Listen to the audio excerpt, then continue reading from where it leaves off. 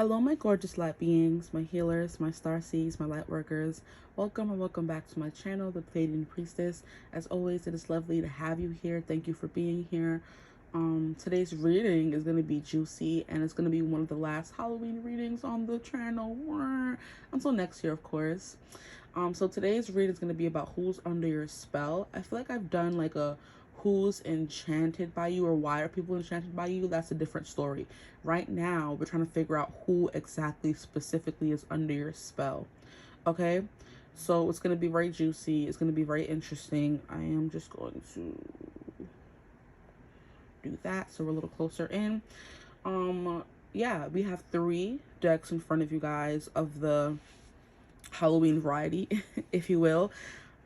I feel like this month was gone. It went by so fast, and I'm sad because I'm like, did I use all my decks? I did. I think there's probably like only one that I didn't use, which is like my Lord of the Rings deck, and that's not really Halloween-y. It's just a theme deck, which I can use at any time. So I can also use these Halloween decks at any time, but it's still like just something about spooky season that makes it extra fulfilling, okay? But we have 3 decks in front of you guys to choose from. We're going to get into who is under your spell. I think I'm going to jump right into who this person is, how you may know them, to get you the clearest messages, okay? I don't intend this reading to be that long, okay? So we have the first tarot card here, which is the pumpkin, the jack-o'-lantern tarot, okay? This is what the back looks like. This is what the front looks like, okay? Group 1, pile 1, option 1. Then we have group 2 here with, I believe this is the Halloween. Let me look. Yes, the Halloween tarot. Okay, this is what the back looks like. Ooh, wrong one. Wrong one. Ooh, and it's upside down. Wait, what did I do? This is what it looks like. And this is what the cards look like. Okay.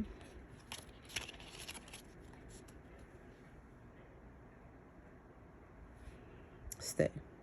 And then we have group 3 with the Dubai tarot. This is what the back looks like, all like rotten imagey or spider webby. And then here is what the front looks like. Oops, too high. So you're going to choose the deck. You're going to choose the energy, the number 1 through 3 that calls out to you the most, okay? And I have a question for some of you guys. If you're still even watching, I'm going to try to remember to mention in each group. But are you guys getting notifications from my videos? Like, because I feel like my friend was telling me that she wasn't getting notifications from my videos. So I'm like, is that just her or everyone? I don't know. But it's weird. Let me know. But yeah, you're going to choose the options. Of course, there's also going to be thumbnail images for you guys to choose from as well, which should have shown up before you got to this portion of the reading. So you can choose the thumbnail and the deck. If you feel called to with one thumbnail and one deck, there may be multiple messages for you. Multiple people who are under your spell. And if so, look at you. Go. But if not, you're attracted to one thumbnail and one deck, both, that's your confirmation that that is the pile for you. But I'm going to stop yapping away. I will see you guys at your reading. Choose the deck, and I'll see you over there. Bye. Hello, my pretties. Hi, group 1. Welcome to your reading. I don't know why I felt called to say that. So maybe most of you guys are very pretty, because this person who's under your spell could, think you're pretty, of course, but there's something here about them maybe being like very quirky or just like, you know, eccentric, like they talk in like little voices, something like that. Because the way I wanted to say like a witch, like my pretties, you know, that kind of vibe, this person could be like that kind of quirky, okay? And that would be who is under your spell. But today's reading is going to be just that, a reading about who's under your spell. I've done a what about you enchants people, but I don't think I've done a specific who is under your spell, okay? This is probably going to be one of the last, if not the last Halloween readings. At this point when I'm filming this is November 1st, and I'm like, Halloween was just yesterday, okay? So the energy is still in the air, but we are officially out of spooky season for this year, and it's like very sad, okay? But I have to keep doing readings because I want to do this last one. There's still topics to be done, and there's still decks that I have here, so why not? If you're going to be watching, I'm going to be here. So yeah, I want to get straight into it. Okay, if at any point in this reading you are feeling uncomfortable, you're getting upset, just log off the reading, click off the reading. Don't ever let a reading on YouTube from a stranger you don't know take away from you and your energy and your life. If you're getting triggered, there's probably a reason why. If you don't believe in tarot being a healing practice, something that, unveils your triggers to help you heal them, then this is also the channel for you, because I will say things that may upset you, and I'm not going to sit here and, sugarcoat things. So if that's something that you like, a reader to just tell you all the good, gushy stuff, I'm not the reader for you. Sorry. But not sorry at the same time. I don't want anyone to feel uncomfortable, but I'm also not going to, censor myself because people get butthurt really quickly. I tell people about this all the time. I do it to myself too. That's how you get to be someone who is strong and someone who is definitely healed and very high vibrational in this world that we're living in right now. Because I went out yesterday and there was just something in the air. I don't know if it was Halloween or something, but everyone that I was encountering was crying to me, and I was like, why? What's wrong? There's this one guy who was like, my friends think I'm too blunt, and have you ever had that experience? Do you have a friend that's that blunt? I'm like, no, I am the friend that's that blunt. To put it real simple for you. So I'm like, I understand where you're coming from, but sometimes people are sensitive, yes. And I'm like, but if that's your friend, you shouldn't have to censor yourself for that to still be your friend.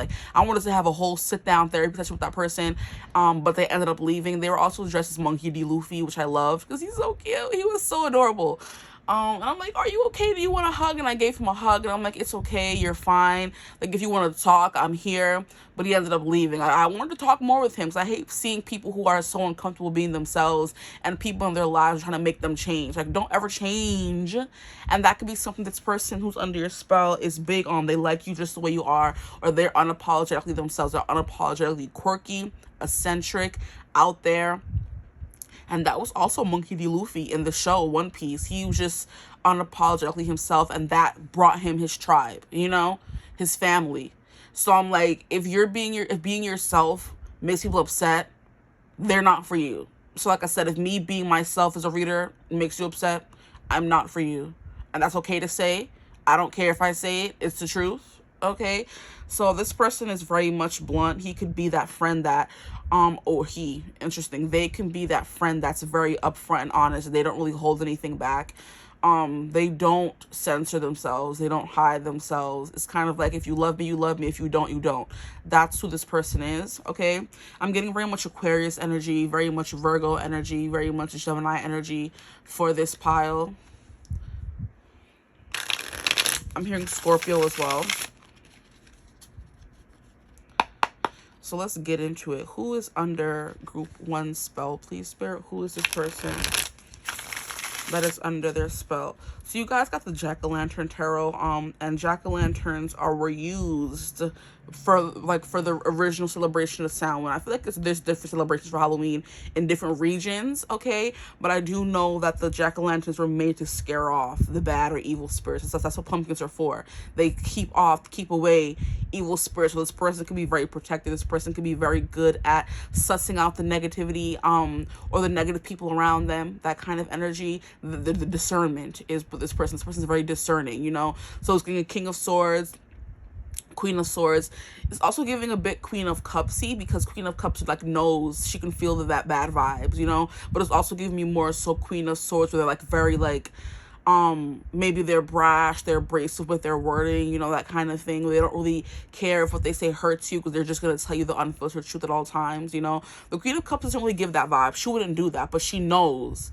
But she may not say she knows. It's giving also High Priestessy. So this person kind of be potentially in the occult kind of vibe.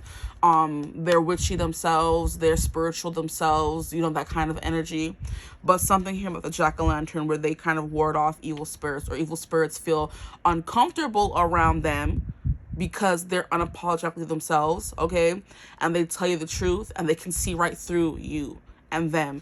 Now, there's something here about, I was watching a video on TikTok the other day, and there was this girl who was showing a picture in a window of a shop, and she was walking, and it was like a picture of, back in the days they would paint those portraits or take those black and white photos of people. It was one of those old black and white photos in the window of some shop, and she was like, oh, this is what people look like in the physical, in the 3D realm, and then when you go to the side, the image became like distorted. It was like holographic, and it turns like a skeleton. And it was like, this is what they look like in the spiritual world. They're demons, they're evil kind of vibe. So it's up to you to have that discernment to kind of tell who's who. This person who's under your spell, they can do that. They have that discernment, okay? And it's funny because I was also coming, it was Halloween, wasn't it? Yesterday, I was coming home from work to get ready to go out with my friends for Halloween.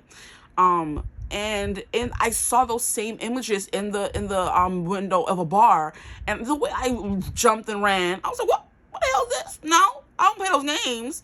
Like, I saw the girl do it on TikTok, and I'm like, what the hell is that image? Like, was it like real or something? And then just to see it in the window of a place that I wasn't even supposed to be, because I was dropping off mail, and I was supposed to go to the bus stop, but I had to walk to the mailbox, and I was walking back from the mailbox and seeing these damn images. The people on the street were probably laughing at me. I was like, what? I'm head out. Okay, yeah, I'm gonna do that. But yeah, there's something here about that. You see through people. You have the gift of discernment. So now that my rant is over, let's get into the reading. Who is this person that's under my group 1 spell? Please, Spirit, my group 1. Who is this person that's under their spell? Look, we have death. Makes sense. We have 4 of swords in reverse. And we have 5 of pentacles.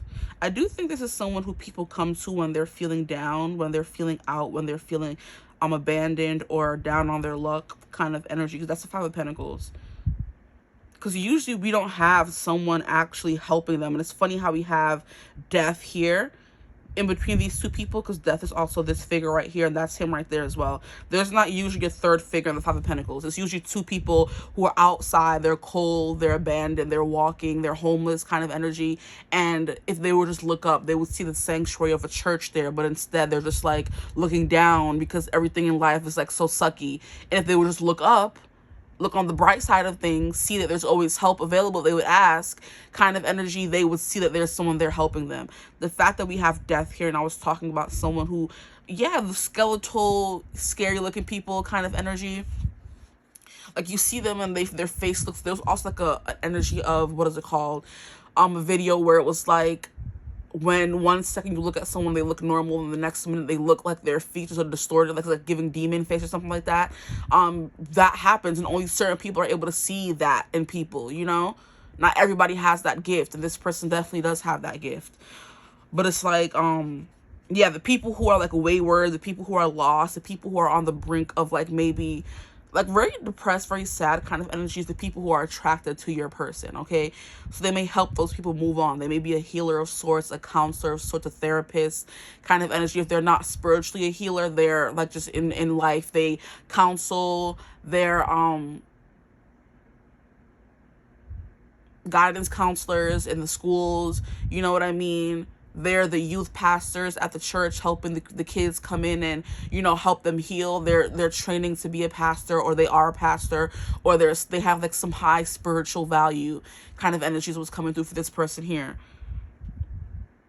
And it's almost like they're seeking counsel from this skeletal figure. So people who are really maybe fighting with their demons, because this guy is like demon, is like giving death kind of energy. So people who are battling their demons, fighting them, or, you know, in cahoots with them kind of energy. This person's very good at like I said, sussing those people out. And look at how in this card they're still looking up, and death is looking straight at us like, ugh. So you just know the people who are in the hold of evil. Yeah, this person's very good at that, honestly. With the 4 of swords in reverse, this person can be like very I want to say jumpy, frantic in a way, where they're like always just up and they have a lot of energy and they can never sit down. You know, I'm getting the vibe of like ADHD, that kind of energy where they're the kid who was never able to sit down for 1 second. They're always up and hopping around, asking questions and being very curious. So this person could still have those qualities in their, you know, adulthood. Now with death, there is something here about them being around people when things in their life are coming to an end. That's the kind of person they are. They're there helping people move forward, transition in life. You know, like I said, if someone is going through, needs some help and they're going to a guidance counselor, they're the counselor helping them, guiding them towards healing. If there's someone who's like a tarot reader or someone who's a spiritual leader and there are people come to them and ask them for advice, you know, life coaches, stuff like that, a spiritual coach kind of energy. If someone is going through something and they need help, they would go to someone like this, your person who's under your spell, and kind of get that guidance to help them move on, move forward, you know, transition from the bad to the good in their life. What more can you tell me about Group 1's person who's under their spell, please? We have 10 of Pentacles, someone who's very abundant energetically, physically as well, maybe, because it's funny how we have 5 of Pentacles, which is, you like broke down on your luck, and then we have 10 of Pentacles. So they help people go from some things into prosperity. Is it brokety? It's not depravity. Maybe from depravity to positivity to prosperity kind of energy, where you're losing all hope. You're just like, you're not very positive all the time. Like I said, the negativity of the world is like preying on you. It's like this demon here is preying on these people's bad, negative, low vibrational energy, because they're just like sad and there's no hope left, and that's what they like. Those things, they like that, you know what I mean? Those energy vampires, the demons, the ghoulies, the people out there, they like that. The spirits, all that, they like the people who are sad all the time. They siphon that energy off of them. And then here you come, who's helping them move on from this 5 of Pentacles energy. Not you, your person, sorry. It could be you too. That's how you guys meet. You guys could have the same profession or work at the same place kind of energy. But your person takes them from this 5 of Pentacles into this 10 of Pentacles, where now they're happy, they're thriving, okay? But your person could also be someone who's very thriving. Or this person could also be someone who took themselves from this 5 of Pentacles to the 10 of Pentacles. Now I'm being called to, I just realized there's like a fox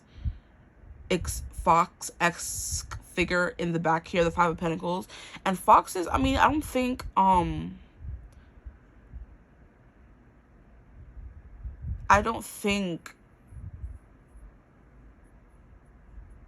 what's the word I'm looking for?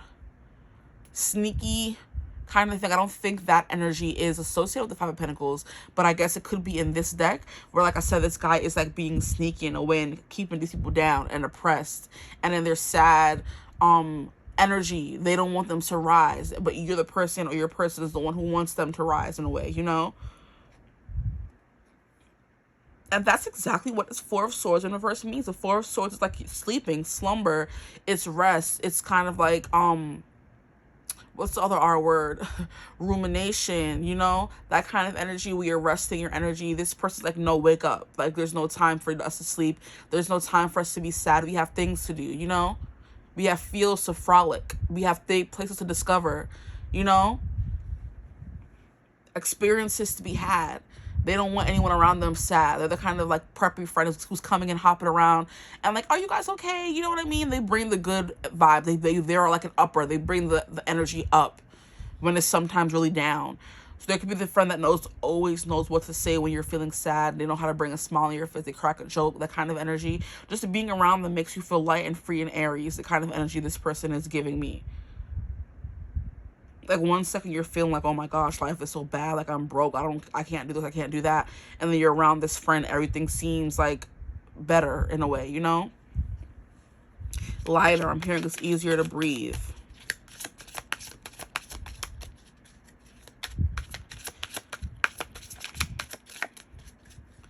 I'm hearing there's no rest for the weary.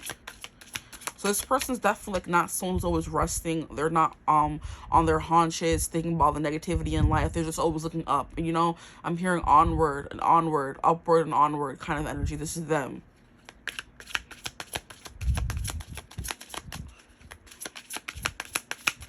So maybe it's like I'm hearing Mr. Brightside.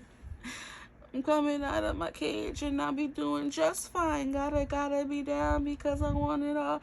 It started out with a kiss. How did it end up like this? It was only a kiss. It was only a kiss. This person does look on the bright side a lot, you know? And I feel like that's a good quality for someone to have in this world that we live in, because there's a lot of negativity. And if you don't look on the bright side, like, we're all just going to be sad all the time. There's always something coming out in the news. There's always something to be frantic over. The food is poisoning. The election is looming. You know what I mean? That kind of vibe. It's just too much stuff is going on in the world. And if you were to just dwell on that, you would be sad all the time. There's never going to be any relief from the negativity. Because as long as there's very positive and potent positive emotions in the world, it's going to be very potent negative emotions in the world.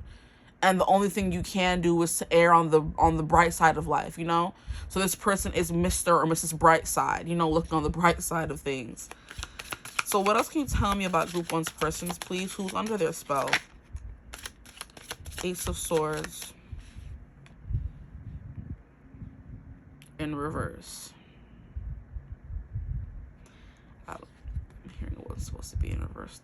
Yeah, I do think this person's like very frank. They're very honest. They speak the truth. They always know what to say is what I'm hearing as well. They always have the right thing to say that brings kind of like a, lets you see things from a different perspective kind of vibe. It's kind of like if you're coming to your friend and talking about one situation. It's kind of the opposite of devil's advocate, where it's like, instead of saying, oh, what if this would happen, a bad thing, they're like, what if this happened? It's kind of like, okay, what if I fall? But my dear, what if you fly? That's this kind of person who they are. They're that kind of friend, that kind of partner, that kind of person in general, where it's like, oh, what if I do this and it doesn't work out? What if you do it and it does work out? How about you think about that? Look on the bright side, you know? They kind of cut through all the fogs. They cut through all the negativity. They cut through all the confusion, the fear, the things that hold you back, this person. They kind of bring things to the light, you know? Like I said, they make things more light and they bring things to light. It's kind of like a scene in a movie. No, not even in a movie, in a play, a Broadway play.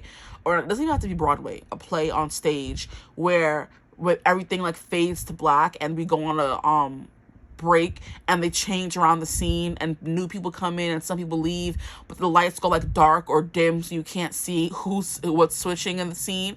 And then when the lights come back on, it's like, whew, and now everything is bright again because it was dim, now it's light. You know, that's the kind of energy this person does bring around people. Anything else about who's under their spell? Are we going to get any zodiac signs? This is definitely someone who's very stable. They're either stable financially or they're very stable emotionally. There's someone you can lean on, someone you can depend on, you know?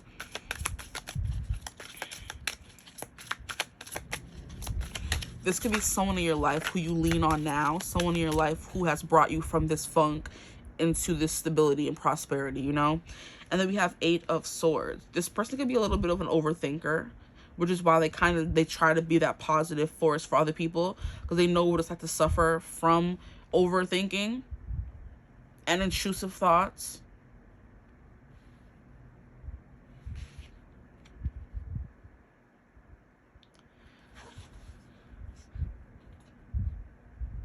Definitely an overthinker. I'm hearing their mind can get muddled sometimes.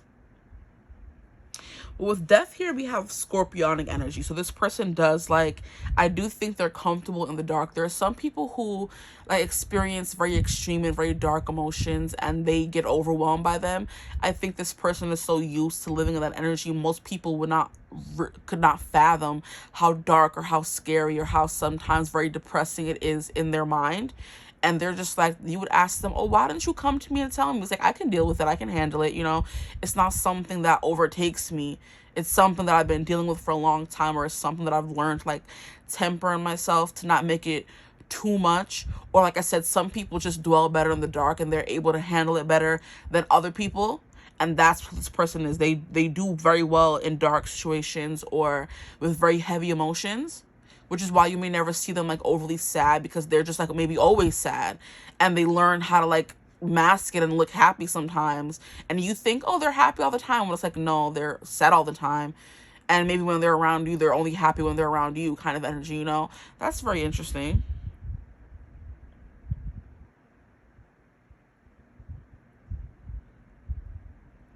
I do think this person does have like bouts of like depression or sadness kind of energy. I'm hearing maybe manic behavior that just came through as well. There's something about that where they may seem fine, they have like episodes randomly, And you're just like, wait, what happened, you know? Everything was just fine a second ago. It's like, yeah, everything was just fine a second ago. But maybe the darkness got too dark. It got too heavy. And it just overtakes you sometimes. It gets overwhelming. So this person does get overwhelmed by their emotions and their thoughts sometimes. It's like they're the person who can give that clarity to others, but then it's like hard for them to do it for themselves, which is like, I think the case for most people, if not everyone. You can be that voice of reason for everyone else, but when it comes to you overthinking and you doing certain things, the same advice you're giving them doesn't apply to you, even though it does. But you just need someone to come in and be that you for you, you know? That person you are for everyone else, they need to be that for themselves, this person. They're this bright light for everyone else, but sometimes they get taken under by the darkness and the bad thoughts as well.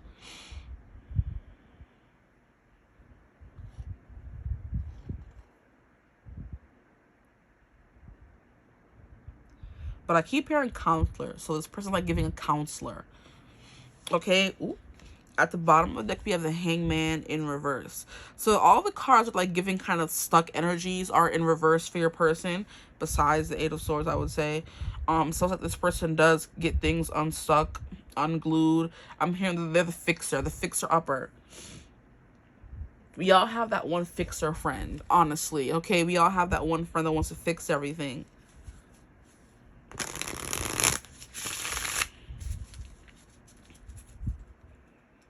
This person could have like their own family. They could have kids.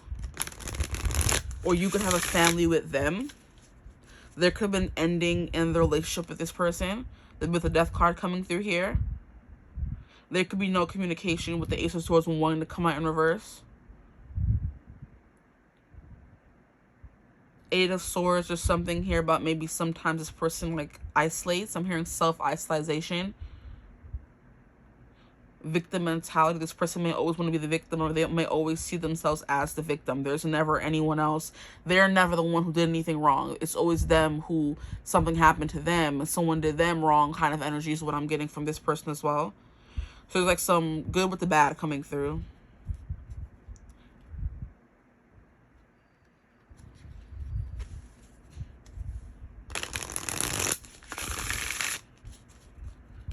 But I'm hearing they don't stay stuck for long. Like I said, they have like episodes or manic things. Like they don't stay that way for long. It kind of, it's quick.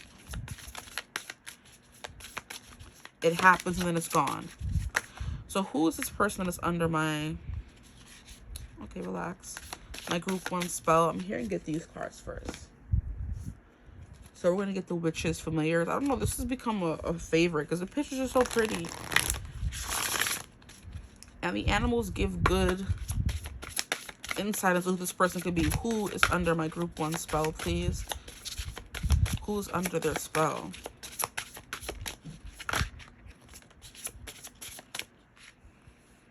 Yeah, you got that wrong. I'll keep this one. I feel called to keep this one. Can I get one more card? Who is under my group 1 spell, please? Who is under my group 1 spell?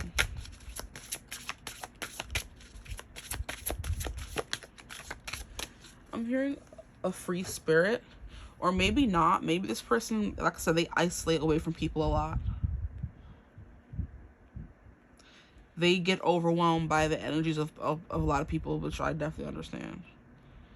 Overstimulated is the vibe that I'm getting.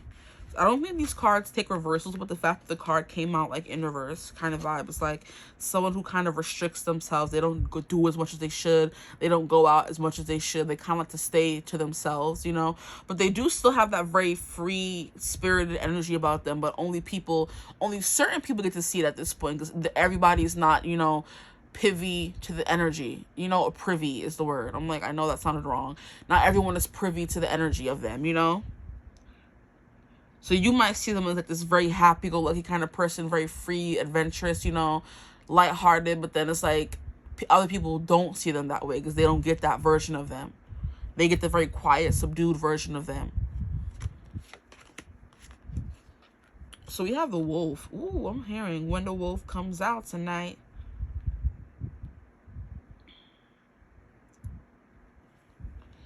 Huh. And then we have The honeybee in reverse. Yeah, there's something here about this person. I don't know. Do they walk slow? Do they talk slow?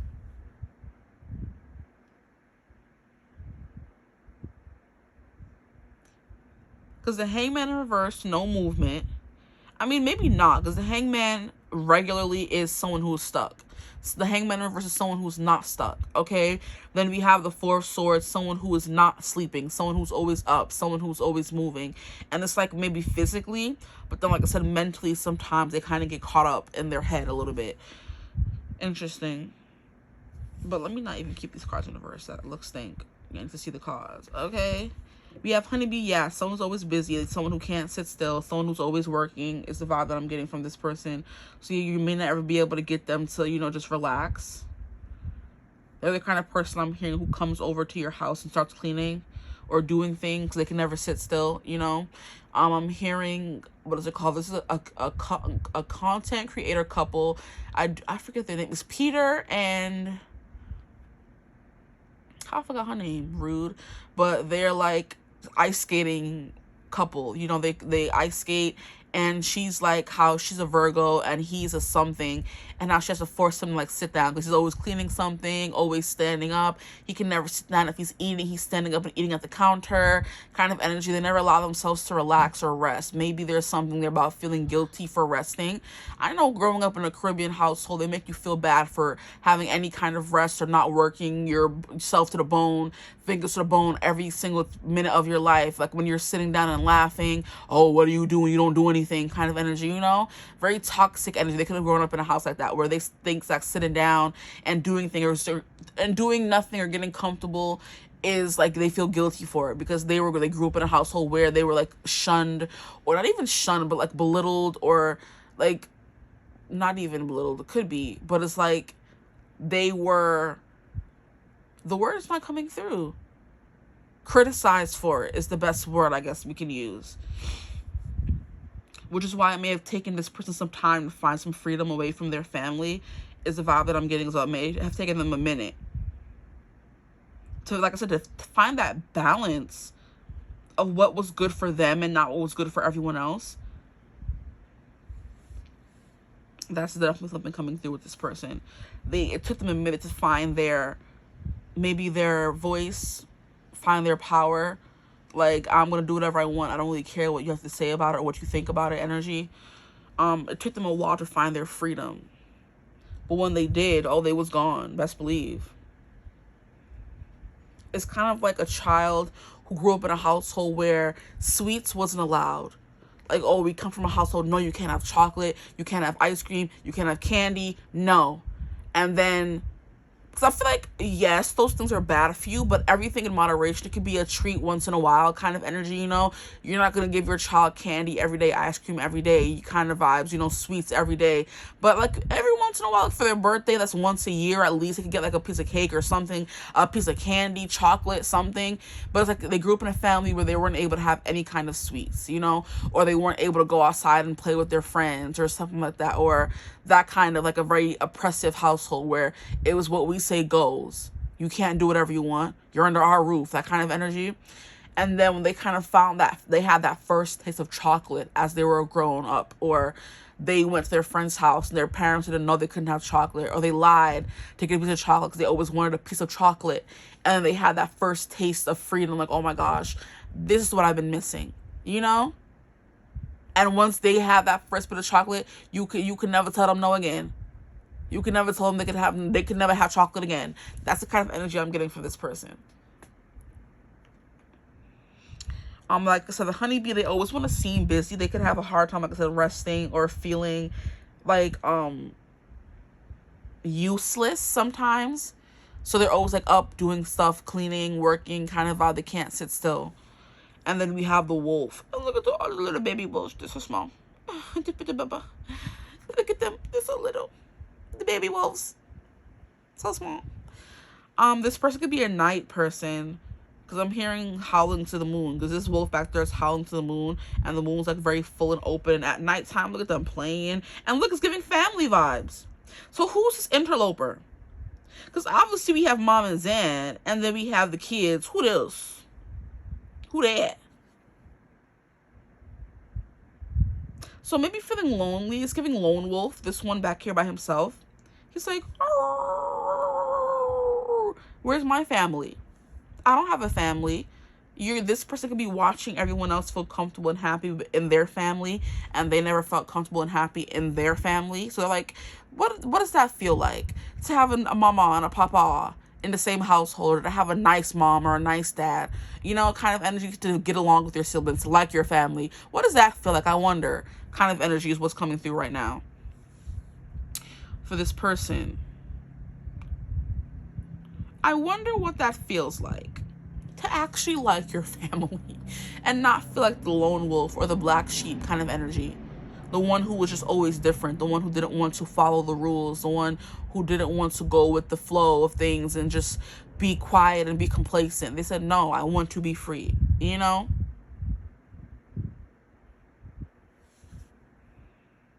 And sometimes that means going off on your own and leaving behind this family, the picture perfect family, or what may seem like the picture perfect family, but it's really a prison,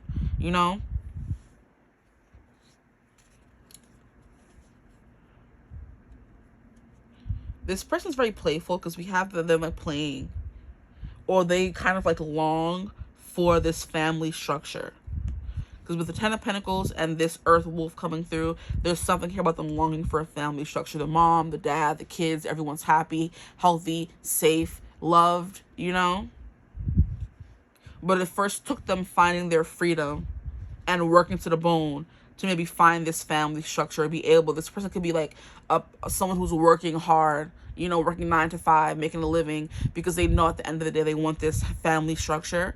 And in order to have any kind of house, home, comfortable life in this world, you gotta work to the bone, So this person's definitely doing that. They're building up towards their future if they haven't had that future already, or this is not your person you're married with kids with already. You don't have to have kids as well, just putting that out there. But the family structure, you have someone you feel safe with, someone you love. Here we have soil, stability and simplicity. This is just a really simple person. They do just want to be happy and make others happy. They're so small. And Earth energy keeps coming through for them. So Earth and Air. So we have Virgo, Taurus, Capricorn, then Aries, Aquarius, Gemini, and Libra.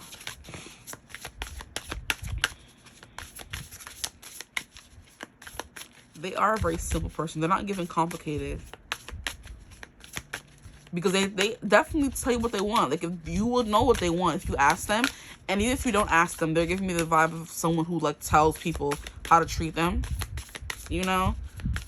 Or, like, at least tells you what they want or expect from a relationship. Like, they have a list. Like, hey, I want this. I want weekly date nights, and I want weekly game nights, and with the kids, and we need to go out and spend some time on our own away from the kids, and we have to come home every night and talk before we go to bed, and we can't go to bed angry, and we have to cook dinner together all the time. Like, these little rules to keep the family together kind of energy is this person. So it's easy to please them because they tell you what they want up front. It's like they're not keeping things back. If they're upset, you're gonna know and you're gonna know why and what to do to fix it. That kind of vibes what I'm getting from this person.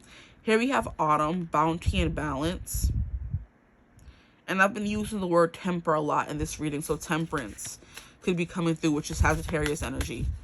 So this person could also be a Sag as well.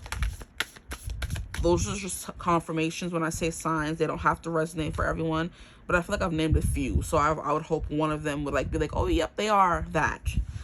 Here we have butterfly, transformation, joy, beauty, and transience.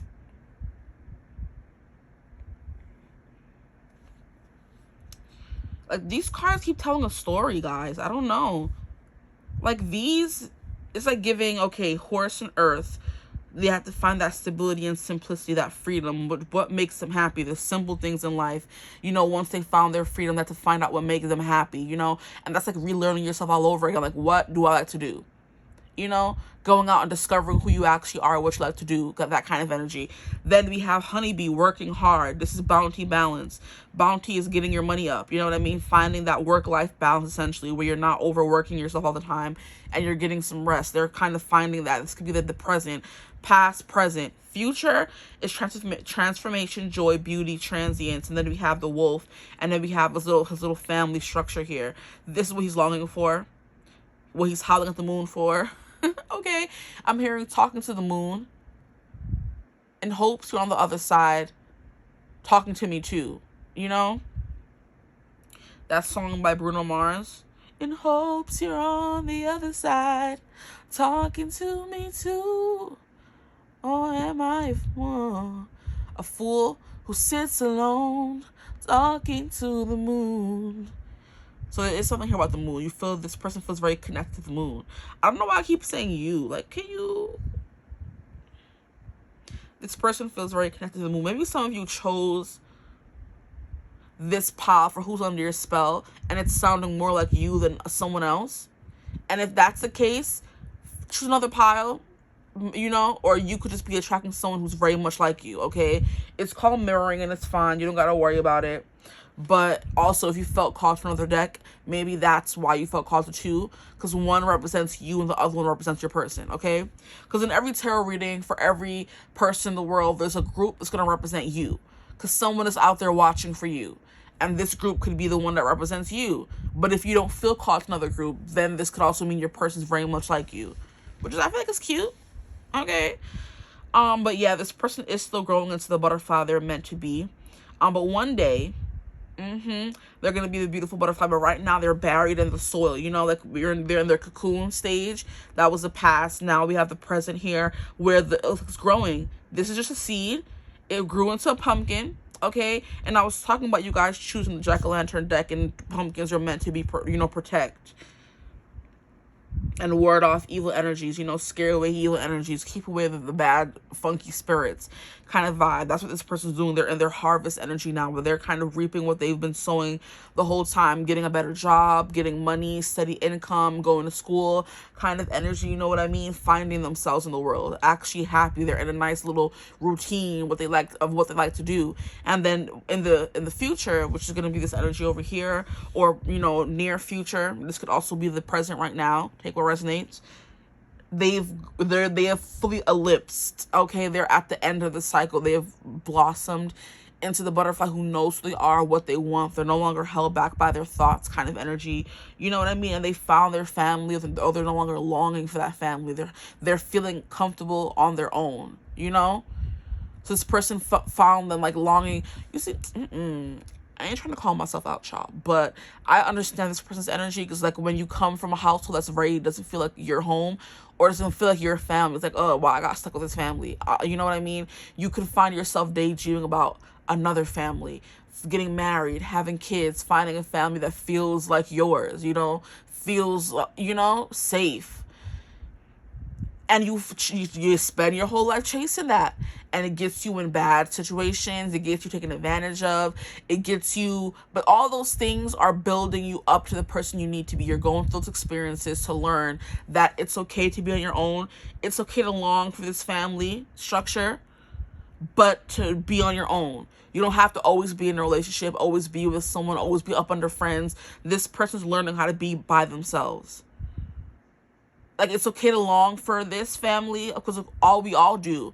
But you need to be strong on your own first. Joyful in your life on its own first. You shouldn't be looking for someone to fix you or make your life better. Your life should already be good when you find someone. Okay? That's the energy that's coming to you. This person is the person who was, like, never felt happy in their life, or like their family was actually their family. They spent their whole life chasing behind other people, hopefully to find a husband or a wife to have kids with, and then they would finally find a home that felt right to them, that felt like it fit, you know, Goldilocks and the Three Bears, you know, just right kind of energy. And then when they didn't find it, they kept finding themselves running behind people and, you know, overthinking things, getting in their head, falling into depression, so they didn't like being on their own. But you have to like being on your own. So this person's learning that. And then once they do and they fully transform, because look, when you're in the cocoon by yourself, when you're buried under the ground to grow as a flower, you're on your own. You're a flower by itself. You're a caterpillar by itself in the cocoon. You're learning yourself, learning to love yourself, learning what you like, what you want to do, that kind of stuff. Fulfilling your life first. Becoming a whole person. Then you can go and find somebody else. And this person could be, they were going through this story arc. They're already this person. They're already this butterfly. Or that's the next step in their journey to become the butterfly, where they feel beautiful. They're confident in themselves. They love themselves. They love who they are, who they're becoming, where their life is, what they're doing with themselves, kind of energy. And then that's where the abundance comes from. That's when the family comes in. Or that's when they're fine on their own, but still knowing that they want that family. But it's not something that's debilitating them every day, thinking about, making them sad, That's what I'm getting from your person. And at the bottom of the deck, we have power, courage, strength. So they're trying to find the power, the courage, and the strength. And good for them, as they should. It's hard out here. So I'm going to pull from one more deck. Okay. So can we get some ending messages for my group ones? Who is under this spell? What more do we need to know about this person? I'm hearing closing arguments. This person could like to argue or debate. You will know their opinions on things, is what I can just say about right now. And I do know couples who like to debate, so that's not like too uncommon or out there. Okay, Banshee, no, they're not coming out, sorry. Unless you do come out, then. Please spare my group ones. Who's under their spell, please? The Veil. We have, it's quite possible your eyes have become the fog in which you dwell.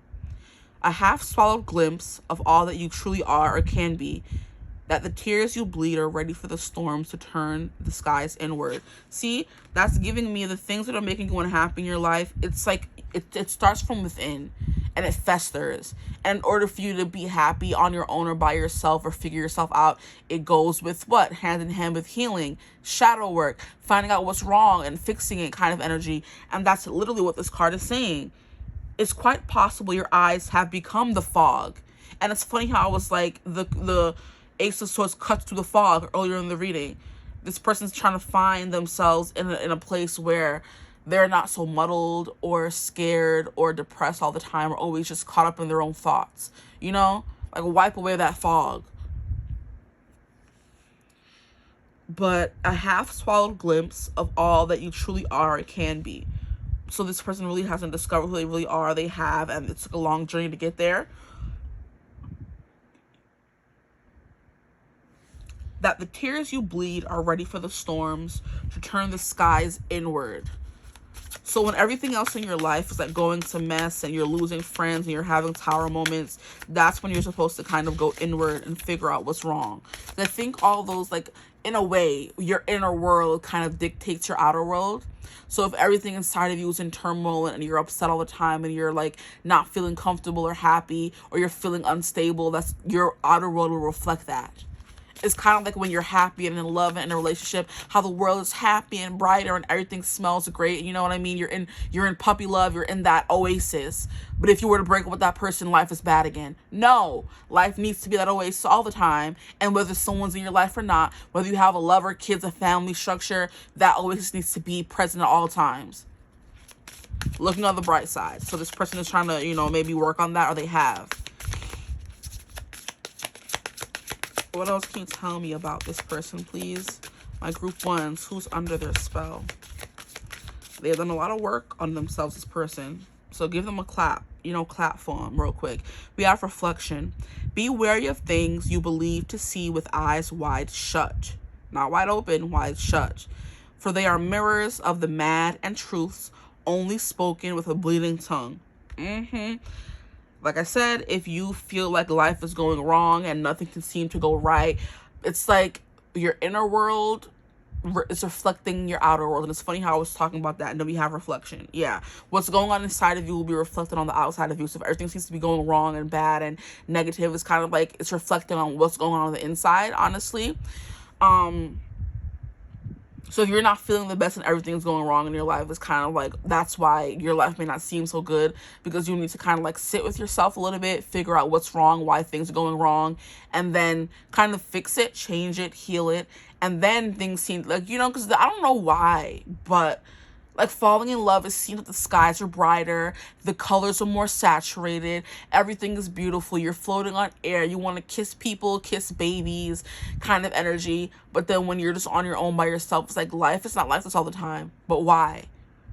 Figure that out first. You know what I mean? That kind of energy. Because it's like, be wary of the things you believe to see with your eyes wide shut. Your eyes are not really open. They're wide shut. So you may think they're open, but they're not. Kind of energy. 4, they are mirrors of the mad and truths only spoken with a bleeding tongue. Interesting.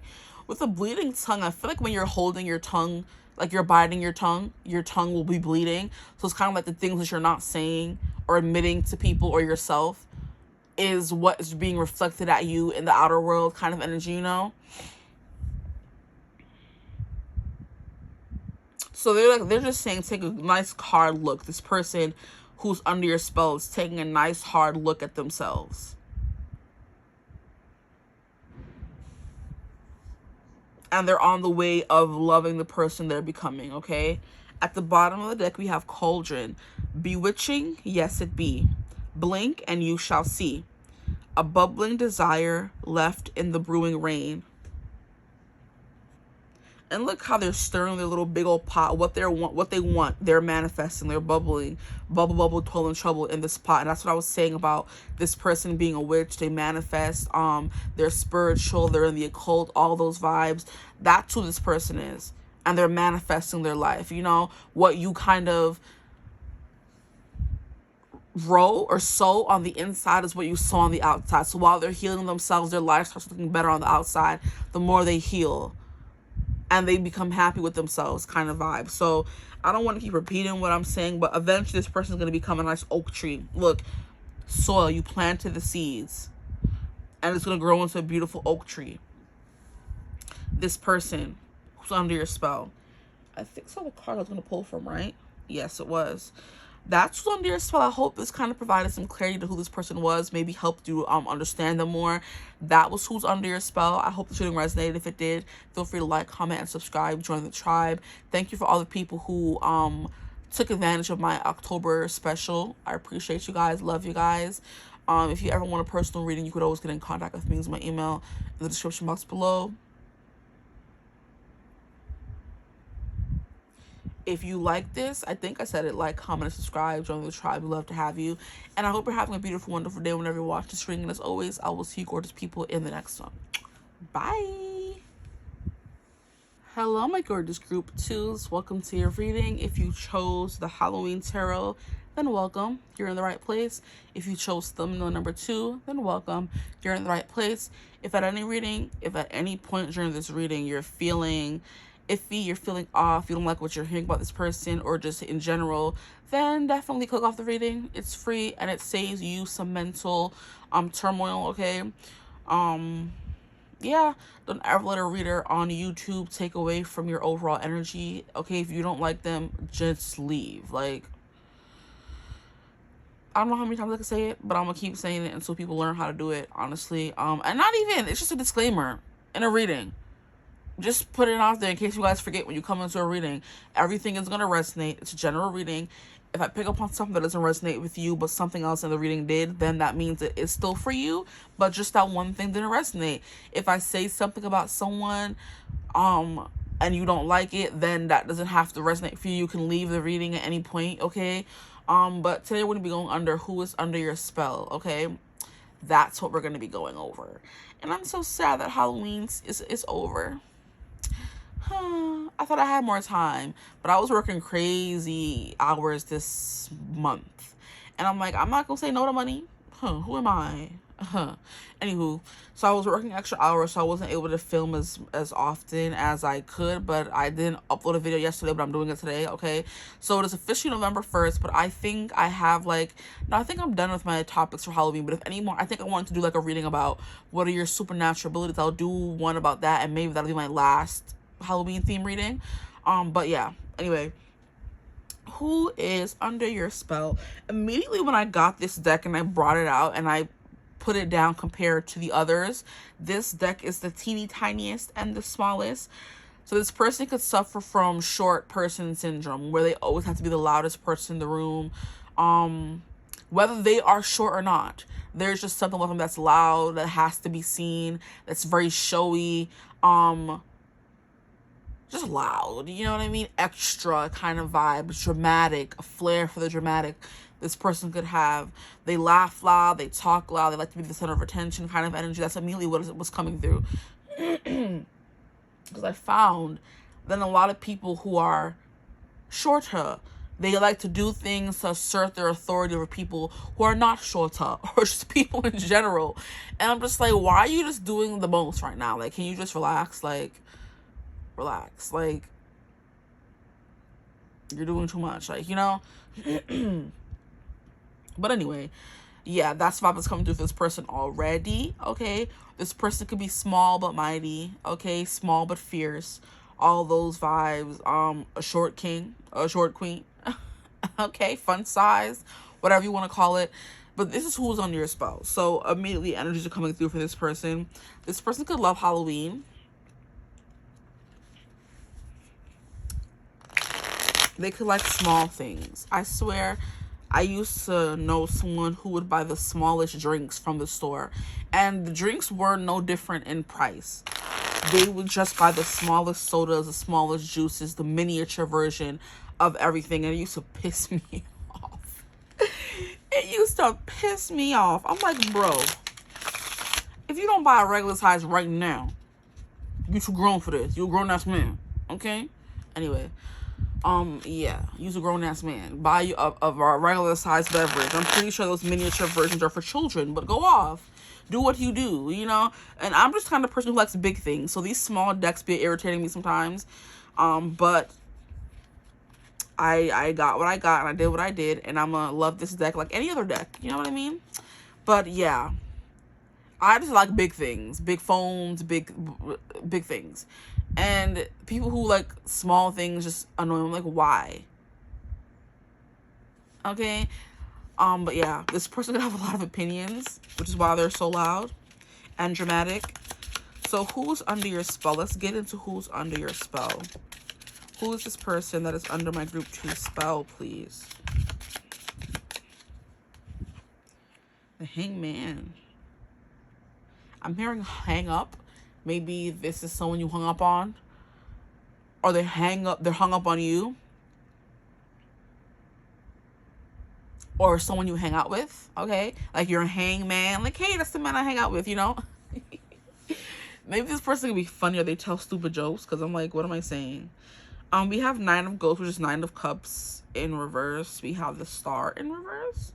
I'm hearing, wow, we have 2 cards that represent wishes in reverse. So it's like a wish gone unfulfilled.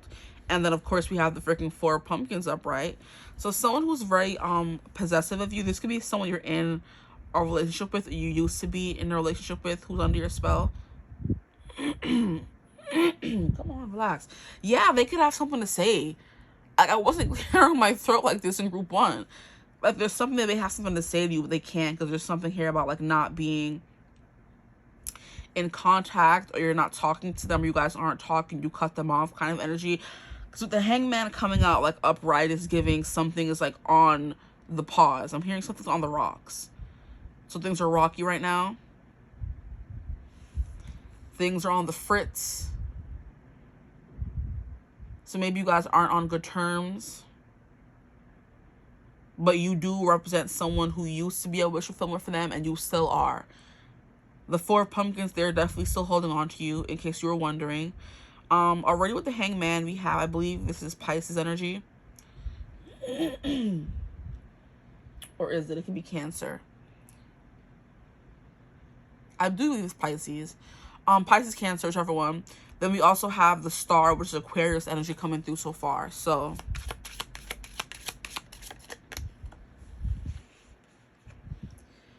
and then we have the Chariot in reverse. Yeah, okay, so it's giving, yeah, you guys aren't talking. And then the 10 of Pumpkins in reverse. Aww. So someone who sees you as a family, but I don't think that's in effect right now. So someone who sees you as maybe their happily ever after, their future wife. Look at Belle over there. My future wife. Belle's the most beautiful girl in the village. That makes her the best. Yo, Gaston used to be pissing me off too, child. Shut up. What do you mean? Because she's the most beautiful girl in the village, that makes her the best. Who says stuff like that? Ugh, annoying. But yeah, there's something here about that. Someone who like sees you in their mind right now as their future wife or future wife potential, future husband potential, future spouse potential, I should say. Keep it gender neutral. You have future spouse potential here. You are their wish come true. You are what they dream about, what they hope for. They keep faith. They have faith that you guys may end up together in the long run, because these two cards alone said it. But with the Ten of Pentacles coming out in reverse, it's kind of like that's what they see with you, but they don't have that with you. This is very person based, if that makes sense. Like, it's giving a specific person who you have had interactions with. 'Cause for group 1, I wasn't getting like you've known this person, you have interactions with them, there's a past here. This group is definitely giving me that already. Like, you know them, this person. And right now they could be in a stuck period in their life where they don't feel like they're able to give you this Nine of Cups or this Star, or even give themselves that. They're not able to settle down and have a life and get married and have their home. So they're just like in this limbo, which is what the Hangman is. Your Chariot card is not being able to make a move or do anything, but you're still holding on to something. This guy's face is cracking me up. Look at him. He's just like, huh? He's giving that look, he got caught. You know, like when that person, like, there's a girl, it's a lady. That's what it was. She was in court. I don't know which court she was in, but the judge asked her a question, and she kind of like paused like this. I'm sure if you're on social media, you've seen it at least once in your life, okay? She like paused with her face like exactly like this, and she thought that by doing that, she was gonna go invisible and she wouldn't have to answer the question. And they're like, we're still waiting for the answer to your question. I can still see you, you know. And then she's just kind of like, you're like paused in this odd like stance or motion, and you're just like hoping that by you staying there, nothing's gonna change, kind of energy with the Four of Pentacles. Like, if I stay in this awkward position long enough, things are gonna happen. They're not gonna notice that I'm here, maybe. So this person could be lurking on you, maybe. It's also giving like everything is fine, everything is okay, like act normal kind of thing. So if this is someone you hang out with, they have to constantly tell themselves to act normal around you, so you can make them nervous.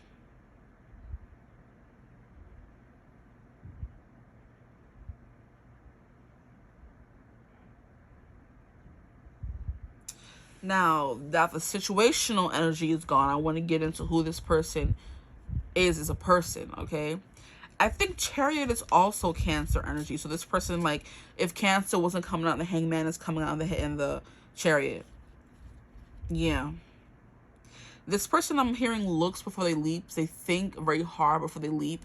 So they think too much, which is a Hangman energy, where you get so caught up in thinking or overthinking things that you just really can't move forward. It's like you're stuck in a tree. Like, one of the first things I learned about the Hangman when I was learning about tarot is the Hangman has the key available to unshackle himself from the tree. He just doesn't do it. So he wants to stay stuck. Someone who knows what they have to do, what must be done, but they're not doing it, you know? So this is someone who wants to stay stuck, likes to be stuck. You know, I just heard victim mentality. So this person could like to play the victim, like, I don't have any other options, I have to do this. It's like, no, you always have options. It's just, do you want to choose those options for yourself? Like, don't tell me you can't do that and it's impossible and there's nothing else for you to do. Like, you're broke, unhappy, in a marriage you hate, in a job you hate, in a house you hate, and you just keep complaining to the same friend over and over again, like, oh my gosh, I hate this marriage, I hate this life, I hate this house, I hate this job. And I'm just like, why don't you change it then? I can't. My hands are tied. Nobody's hands are ever tied. If you're unhappy in a marriage, you get a divorce. You don't like the house you're living in, find somewhere new, or at least start looking for new places. Don't just sit there in the house and be like, I hate it here, but you're not moving forward. Obviously you can. It's simple to go online and start looking at places, or to look up, you know, postings in newspaper, if people even do that anymore. You know, it's easy for you to find options, especially in the digital age we're in right now. There's no reason anyone should be saying I can't do anything. Because people have already, multiple people, over the longest, as long as humans have been here, they have made the impossible possible. So I don't want to hear nobody saying, I can't do this, I can't do that. Yes, you can. You have to make the choice to do that.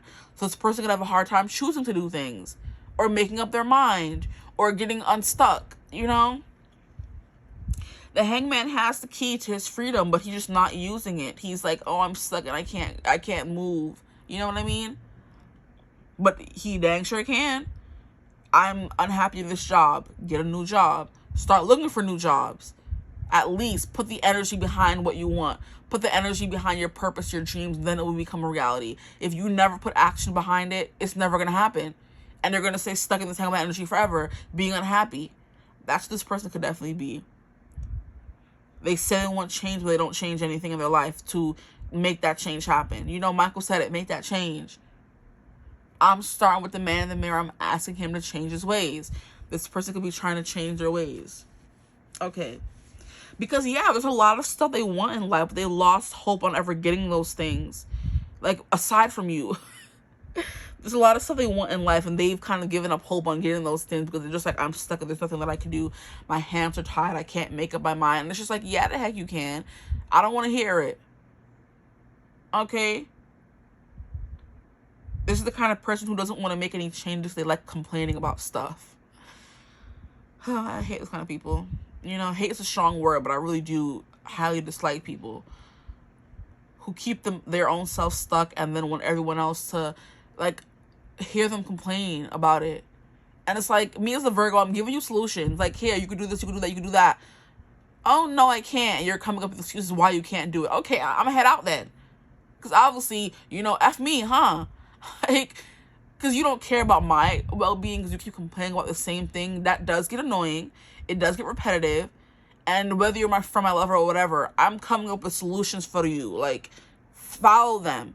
Do them. Try. Don't just be stuck in your ways and expect people to stick around. That could have been a problem as well, but in the connection, you wanted them to change and to become better and to grow and evolve. And they wanted to be the same dusty person. Not that they were dusty, they could be, who knows. They wanted to say that same person, they didn't want to grow. And you're like, I don't want to stay here anymore, I'm leaving. And now it's like, oh, I lost the best thing that ever happened to me. It's like, well, change it now. You could do what the person was asking you to do.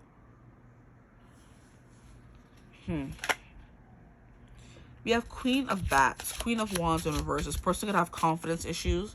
They don't believe they're able to make the changes or take the actions necessary to get what they want.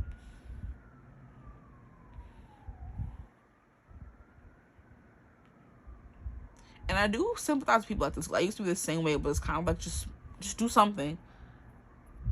One step forward is all it takes.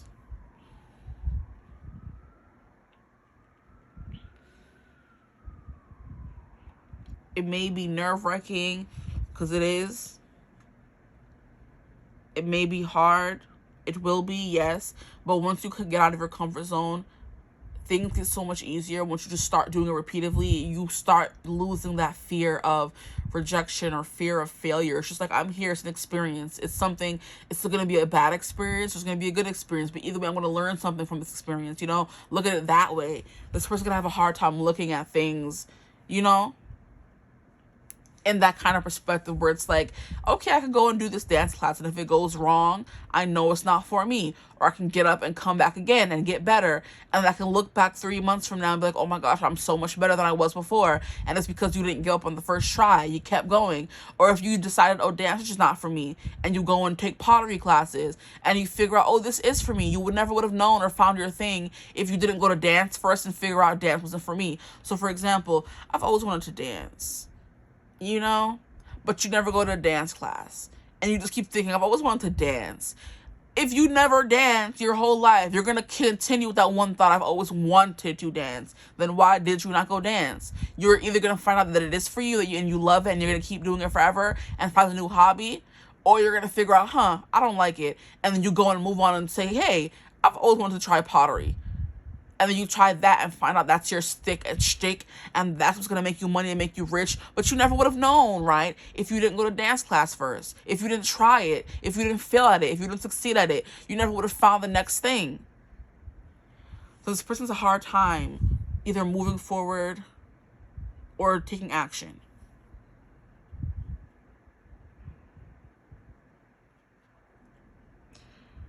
Ten of Pentacles in reverse, Ten of Pumpkins in reverse give me the vibe. Maybe this person could be like struggling a little financially, maybe. So like the Four of Pumpkins, like giving penny pinching.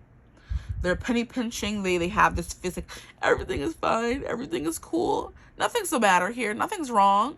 Like, I'm gonna just take this paycheck, and it's not gonna get me through the month or through the week, but I'm gonna just smile and nod and say thank you and be glad that I have some kind of money, you know, and come back to work the next day. So you're not getting paid as much as you want, so you're not getting a livable wage. Then go and find a livable wage. I'm sure there's jobs out there. You have to look for it. You have to take a leap of faith. Like I said, this person wants to look before they leap. That's not how the Fool card works, baby. You gotta leap and then you look. You gotta leap and trust that you're gonna fall right where you're meant to be. This person wants to keep looking over the cliff like, but where does it lead? And why? And just getting too in their head. And because you're always thinking about the outcome, you're never able to actually do the thing. That's what this person is. At the bottom of that, we have the Queen of Pumpkins reversed as well. Queen of Pentacles. I'm hearing that SpongeBob song. This house is not a home. This is not the home I know.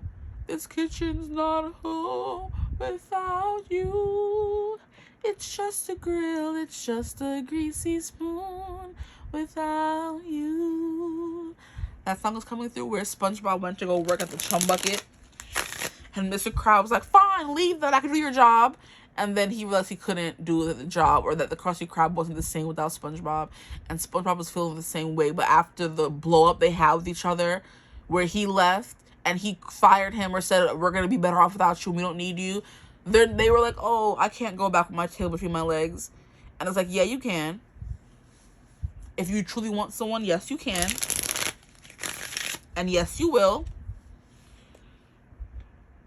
And you'll either get back with the person and you apologize, you guys were to reconcile the way SpongeBob and Mr. Krabs did, or you realize you blew it and then you go on into your next relationship knowing I can't do what I did last time. You either took too long to come back to the person, and that could also be a what's going on in your relationship where they left you. Because what even happened? Like, Plankton asked SpongeBob to come and work at the chum bucket, and Mr. Krabs was mistreating SpongeBob at the Krusty Krab. So SpongeBob said, yeah, I'm gonna go work at the chum bucket. And Mr. Krabs was like, sayonara, good riddance. We don't need you over here. And then SpongeBob was like, fine, I'm gonna leave. And he leaves. He's working at the chum bucket. He hates it there. The food is nasty. He doesn't get the same joy he got at the Krusty Krab. And there's Mr. Krabs struggling. He's burning the Krabby Patties. Nobody likes the way he makes them. He can't do the job SpongeBob did. He can't do it the way SpongeBob did it. And everyone's complaining. And he knows it. And everyone else knows it. But he's too prideful to go and say, I want you back, SpongeBob. And SpongeBob was too prideful to say, hey, I want back in at the Krusty Krab. So they're both just miserable and they're singing that song. You know, it's just a grill, it's just a greasy spoon without you. So it's like, without you here, there's no meaning to what I'm doing anymore, you know? It's kind of like you worked your butt off to get a house, and you were getting the house for you and your partner, your kids. For when you do get the house, you don't have a partner anymore, you don't have any kids. It lost its meaning now because you were doing it for them, and now they're not there anymore. You broke up with them or something, you know what I mean? That kind of energy. Like, that was the best example. But yeah, you and your partner was saving up for a house. Then your partner left. You guys broke up or whatever, and then this person went and still bought the same house you guys wanted. But without you there, it's empty. It's cold. You know. And it's giving us a song, but the song is not coming through. Like, without you here, like, I'm cold. Something in my bones, you know? The song isn't coming through. But yeah, there's something about that coming through for sure. About maybe you guys breaking up, going on a break, and neither one wanted to come back and say, hey, I miss you. So now we're just going to be forever stuck at a standstill until this person comes and says something to you, or you may be missing them too, and you go and reach out to them. But it's something here about a complete loss of confidence with the Queen of Wands in reverse. It's like she's usually like a very take charge leader type. I get what I want. You know what I mean? I go after what I want. Nobody's going to stop me. And I'm going to get it too. And this person, like, even if I do say anything or go after this person, will they even want me? Is a vibe that's coming through for this person.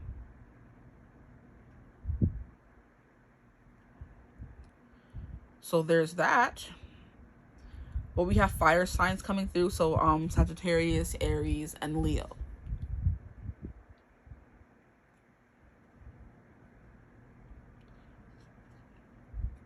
Okay. At the bottom, you have the Hierophant in reverse. So there could be something here about this person having commitment issues.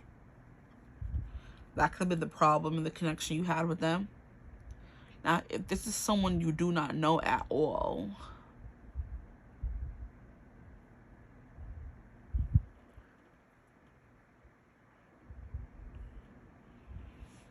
which I'm not getting much of.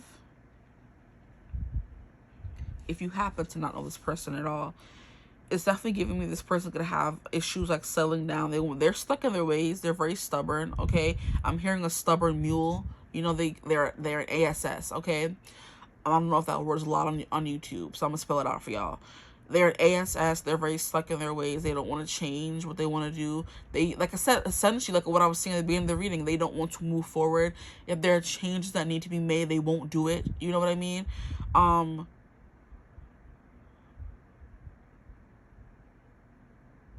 They're not very efficient. They're not good at coming up with plans and executing them. Because the Queen of Pentacles at the bottom of the deck,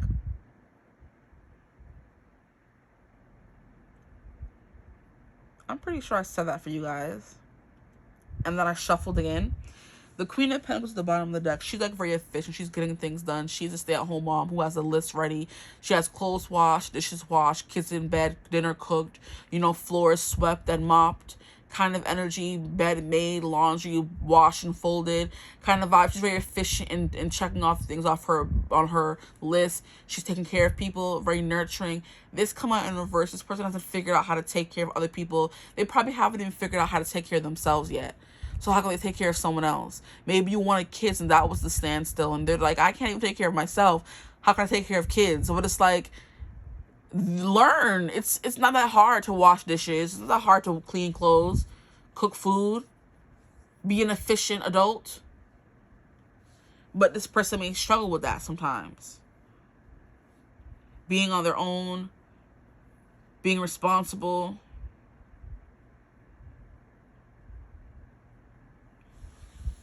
Okay, so I'm going to get some cards from this deck here to tell me more about who this person could be. And that could also be the Ten of Pumpkins in reverse as well. They're not a homemaker. They don't know how to do that kind of stuff. They don't want to settle down. They don't want to have kids. They don't want to have home. So we have the dragonfly. Yeah, they just want to be a free bird. And we have a butterfly. Wow. We have the monarch butterfly, the dragonfly. They want to be gone with the wind. They don't want to settle down. Then we have water, which is a koi fish. This person's very set in their ways. Koi fish are very isolated to one pond. What I do know of them and what I've seen of them in like shows and things like that, they're very confined to one pond. They don't travel much. They don't get out much.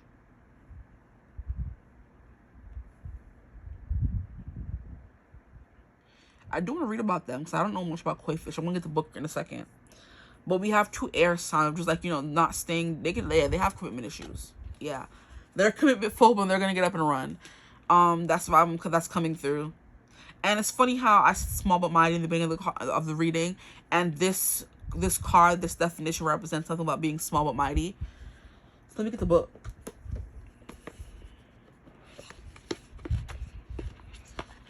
There's so much potential with this person.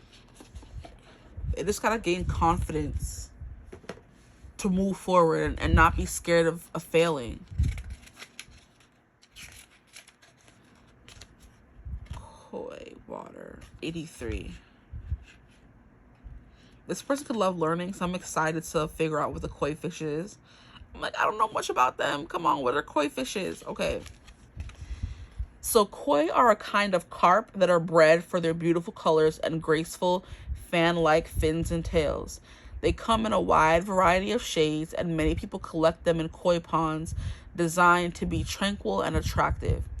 In Chinese culture, the koi symbolize abundance, strength, and family harmony, but their most common association comes from Japan, where they are a symbol of good luck and prosperity. This card is always a good one to draw, a happy one to draw. It indicates that good things are coming your way, although there is no telling exactly what form those things will take. So I do think this person has a lot of they have a lot of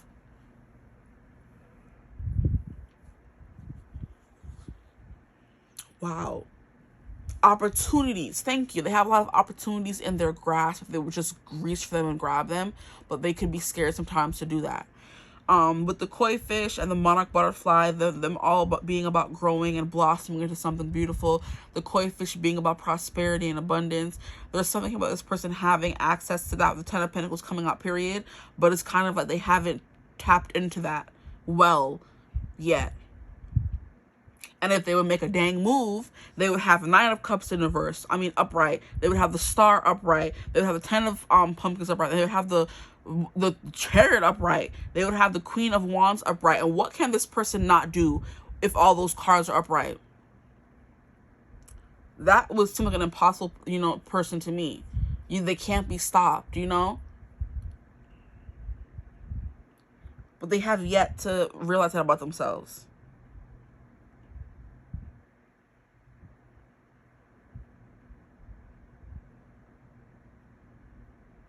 Because this person likes to stay confined to their one pond. That's what I'm getting, their comfort zone. They don't go out of their comfort zone very often. So maybe this could be someone who's like a very homebody. They stay at home. They don't like to interact with too many people. They're set in their ways. They like what they like.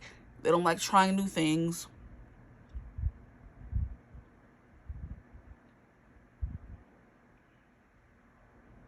They like to travel, though. Or to be free, not tied down with the wind, blowing in the wind. You will find me in places that we've never been, walking in the wind. That song was coming through the One Direction. I had to pause because it was coming through. Walking in the Wind. That was from their last album.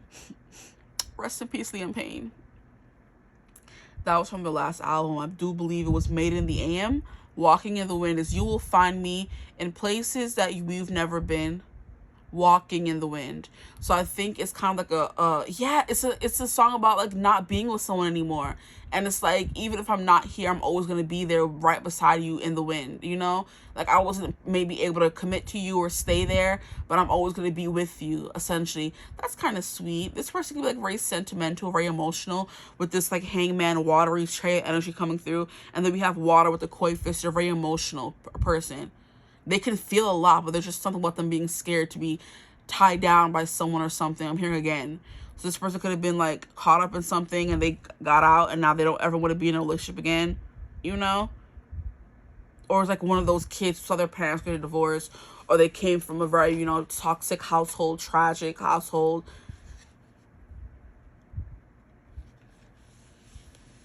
And they saw their mom go through things in the divorce with their dad, or their dad go through things in the divorce with their mom, or their mom go through things on her own when things went bad, or they got divorced.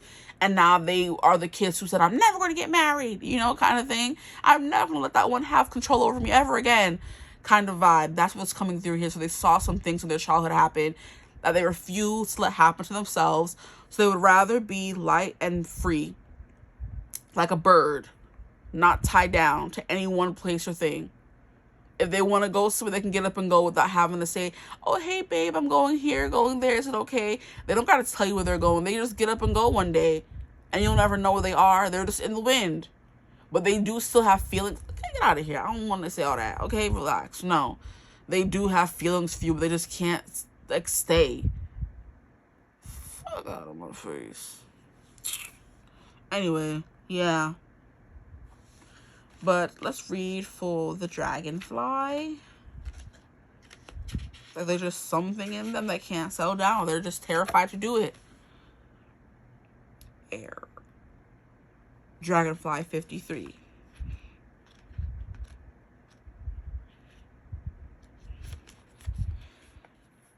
The iridescent dragonfly appears to be ethereal and enchanted, nearly fantastical, making it the perfect representation of air magic. Its transparent wings move so rapidly they can barely be seen, and yet they can travel vast distances, even over an entire ocean, despite their seeming fragility. Like the air itself, they move in every direction almost too fast to be seen, both delicate and powerful at the same time. If you need an animal to help you connect with the element of air, try working with the beautiful and magical dragonfly.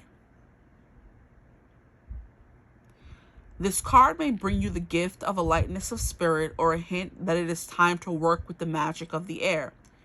It might predict swift travel or the winds of change. It could serve as a reminder that no matter how weak or fragile you feel, you are strong enough to survive the storms that life throws at you. And that's what's coming through, like, full circle, honestly, with this person. They're able to do whatever they want, but there's something in their mind that's saying, no, we're going to play it safe. They're still fragile. They're still, like, everything smarts, you know? Like when they say, oh, that wound smarts, it's still sore, you know? They're still healing from certain things that scarred them very deeply. And it's taking them maybe forever to heal that part of them because they're not addressing the problem in order to fix it. And it's not up to you to stay, which is probably why you left, and help them fix it. It's up to them to want to fix it, to want to be with you enough to be a full healed person. You know? Please. They don't wanna.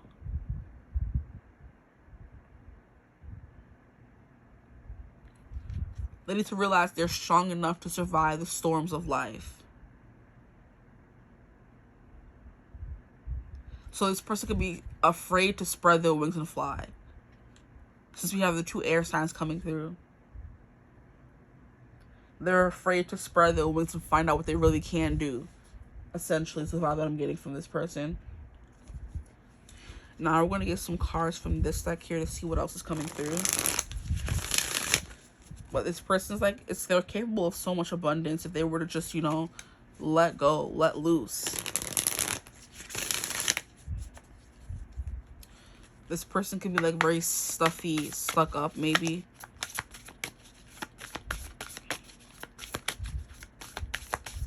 It's like, I would never go skinny dipping. I would never do this. I would never do that. It's kind of like, okay, so you're just boring, huh? Fuddy-duddy. Let me stop. But they don't have to take chances or risks that they feel like are just unreasonable is what I'm hearing. So what else can you tell us about group 2's person? Who's under their spell, please, Spirit? Who's under their spell?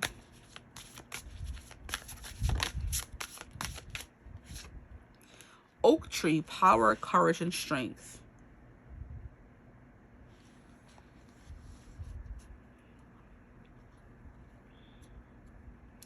Power, courage, and strength. This person is very powerful and they're very strong. There's something here about them having to build up the courage, though, to do what they want to do. I think this is someone who could have gotten there already. There could be two different energies coming through here. Someone who's already reached their fullest potential, and they've recognized the courage and they've taken the steps needed to do certain things. And then there's people who have not discovered their power yet. There's two distinct energies coming through here.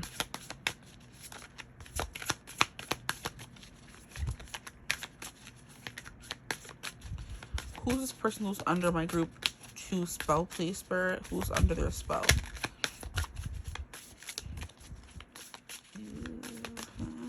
And that song just keeps playing in my head. Walking in the Wind by One Direction.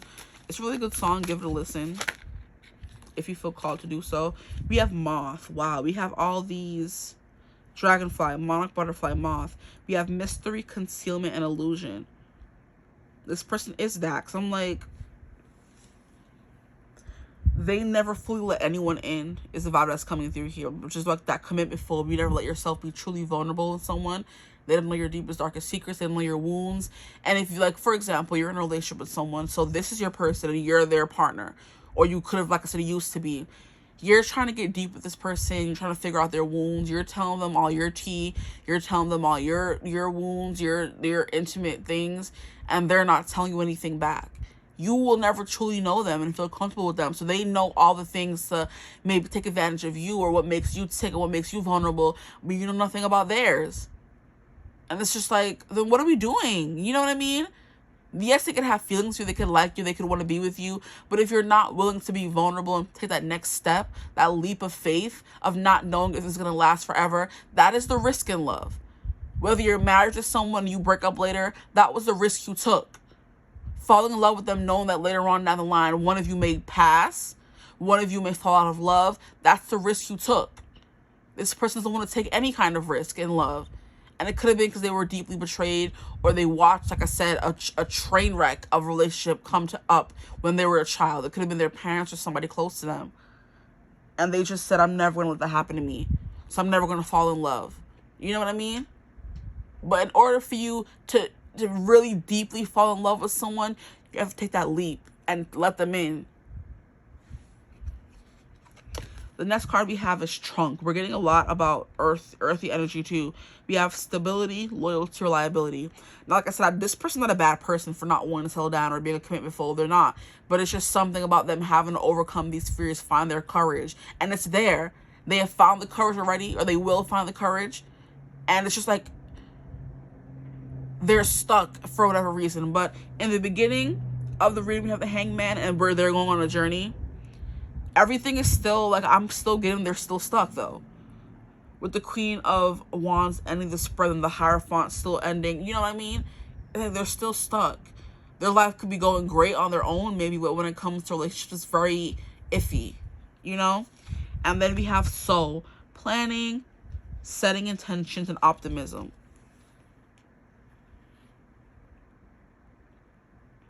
That's definitely something they're trying to cultivate in their life for sure. This person here, they said, I want to be happier. You know what I mean?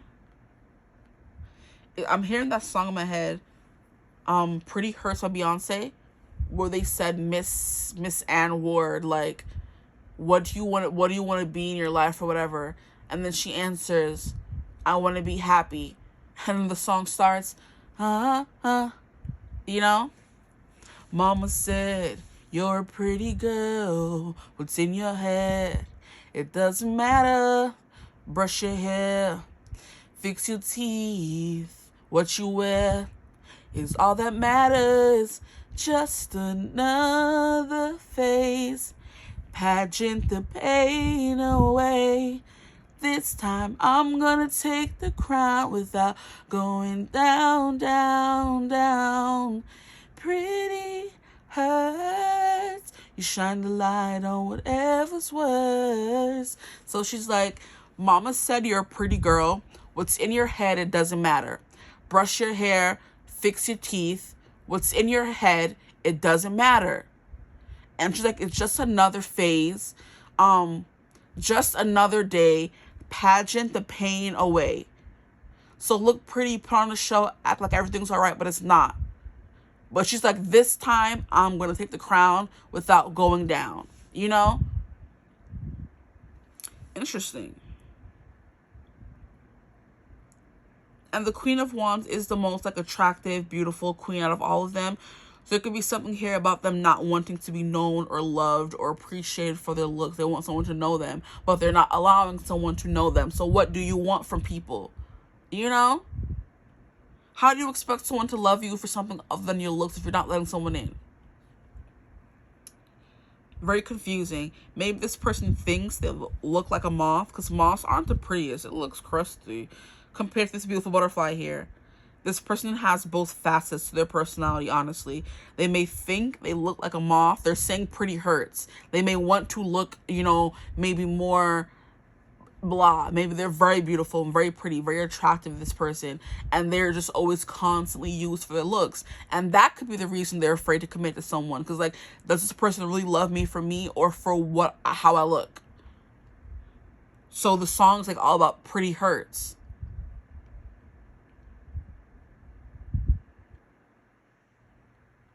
So maybe, like, that's why they can't find their confidence. No matter how pretty they may be, and people tell them they are, they don't feel that way on the inside. And unless you feel pretty, it doesn't matter how many people tell you are, you're not going to believe it until you believe it yourself. So this pile was a tricky one here. They're stable, they're loyal, they're reliable. Like I said, that's a plan. Look before they leap, and they just take, like, they may just plan too much. Sometimes you gotta jump before you look, or jump before you know what's gonna happen. It's just a fun little spontaneous kind of energy. This person's not giving that, but they also are, which is, like I said, confusing. They're very, like, get up and travel wherever they want, but when it comes to, like, taking risks, that's something that they're still, like, working up the courage to do. But they are someone who like to set intentions and like to be optimistic about stuff. But there's also like maybe a thread of, like, doubt or skepticism in that optimism. But this is a very mysterious person. So, like I said, that Scorpio energy is coming through very heavily. That was group 1. Interesting. There's a mystery about this person. They don't let everything be seen. I think they only show people the illusion, which is what I'm saying. They show people what they want to see, but no one ever maybe takes the time or actually knows the real them.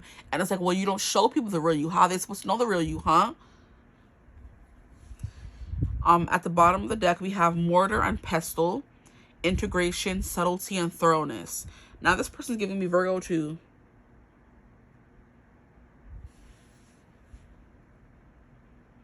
With the planning, setting intentions, optimism was Sagittarius.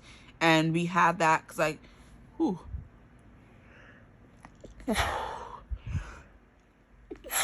Because we have some fire coming through with the Queen of Wands. So we could have some Sagittariuses watching, or your person's a Sag. Ooh, that sneeze almost. Ooh, my soul almost left my body. I was trying not to make it too crazy. That would have been a good one if I did look it crazy. Whew, yes, Lord. Yeah, look, I'm trying to sneeze and hold myself back and not be like, you know what I mean? I'm trying to, like, you know, make it cute and make it like, oh, like, I don't sneeze like that. You know what I mean? Like, that person, this is like a very restricted, held back, composed kind of person.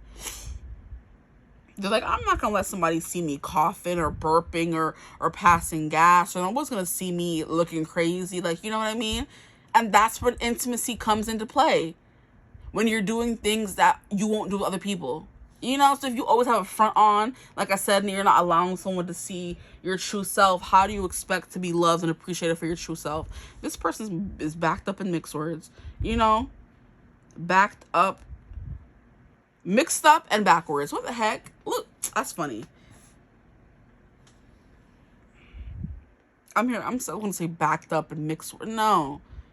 It's mixed up and backwards, I was trying to say. Okay.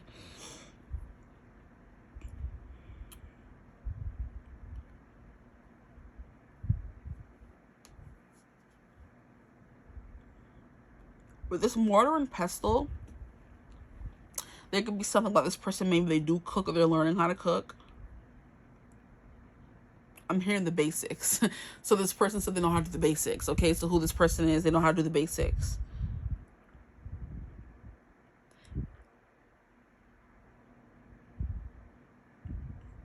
There could be something very striking about this person's eyes. Because I don't know if these are supposed to be eyes on the moth's wings, but they look like eyes to me. And I'm like, stop looking at me, you know? This person have, like, very intense eyes. Their eyes hide secrets, for real. And people could tell from looking at them they're hiding stuff. But what can you do, you know? You can't force someone to open up to you. You know there's more to the story, but they're not telling you. So what are you going to do? Very deep, very sensitive kind of person for sure. With the Pisces and the Cancer energy coming out.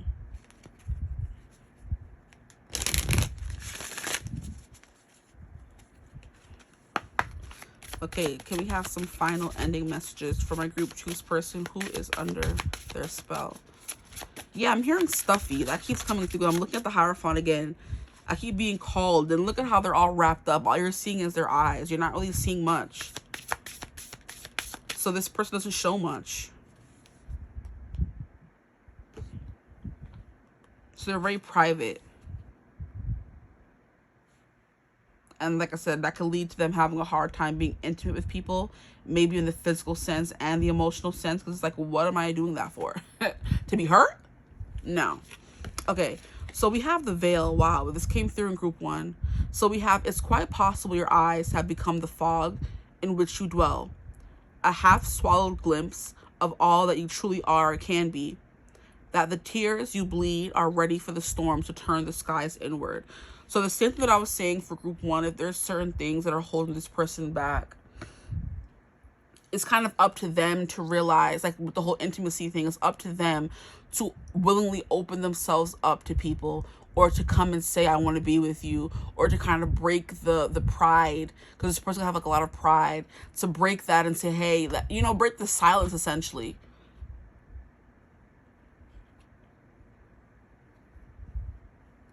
It's up to them to overcome these things that are holding them back. It's up to everyone to overcome the things that are holding themselves back. So your eyes are foggy, and you are dwelling in that fog of not realizing or knowing what you have to do but not doing it, essentially, okay? And it's a half-swallowed glimpse of all that you truly are or can be. It's not fully digested. It's only, you can still change. There's still time. It's only half swallowed. It's not fully digested yet. You still have time to, you know, yuck it back up. And the tears you bleed are ready for the storms to turn the skies inward.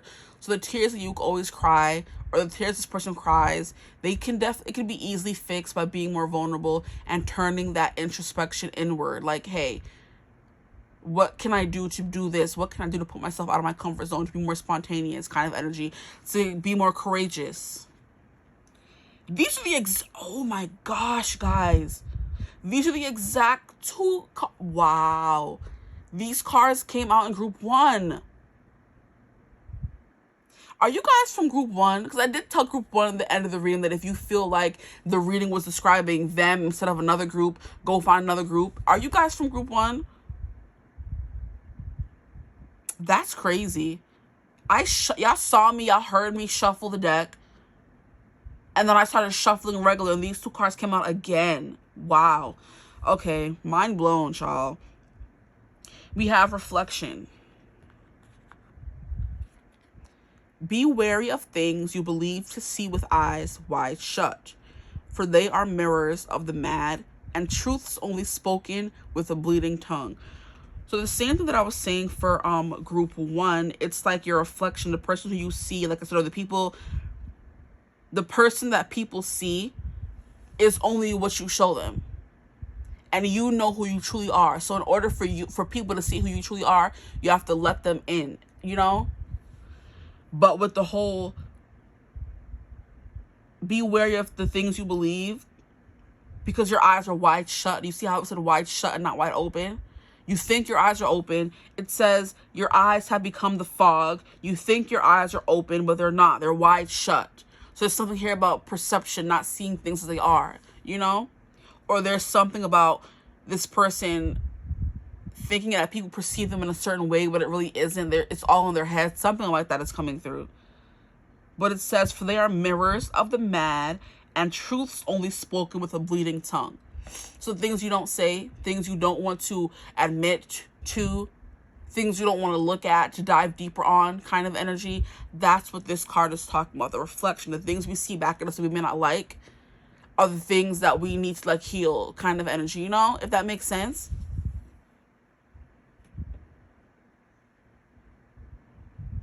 The truth will set you free. If you're holding your tongue and biting your tongue, it's going to bleed, you know?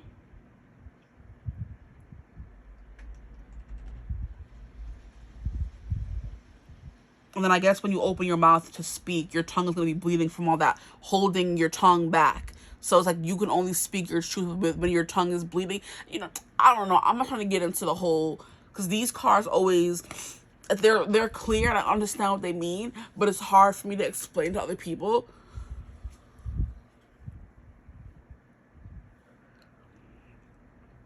But it's basically saying this person could be struggling with what they see in the mirror, or struggling to allow people to see who they really are, you know? They're tired of being misunderstood. And it's like, when will my reflection show who I am inside, you know? It's never going to, unless you show that person who you are on the inside, or first and foremost, figure out who that person is, you know? So mortar and pestle could be them cooking themselves up. Like, you know, like I was saying for group 1, you're doing what you like to do, finding out what you want to do. And I think it was for your group, I was talking about the dance. You would never know you like to dance if you didn't go and dance. To figure out, or you would have never known you didn't like dance. And you spent your whole life saying, I want to dance. Then go dance and figure out if you like it or not. If you don't, then you can go on to something else. And figure out if that thing is for you or not, you know? But you have to take chances, make moves. And this person could have a hard time doing that. Okay, now I'm done. I'm not going to keep repeating myself. I hope this reading resonated. If it did, feel free to like, comment, and subscribe. Join the tribe. We'd love to have you. Thank you for everyone who partook or participated in the $55 special that I was having for October. I appreciate you. I love you. If you would ever like to book a personal reading with me, you could always get in contact with me. It's my email in the description box below. But I hope you're having a beautiful, wonderful day whenever you watch this reading. As always, I will see you gorgeous people in the next one. Bye. Hello, my gorgeous group 3s. Welcome to your reading. If you chose the DeBry Tarot or thumbnail image 3 or option 3, welcome to your reading.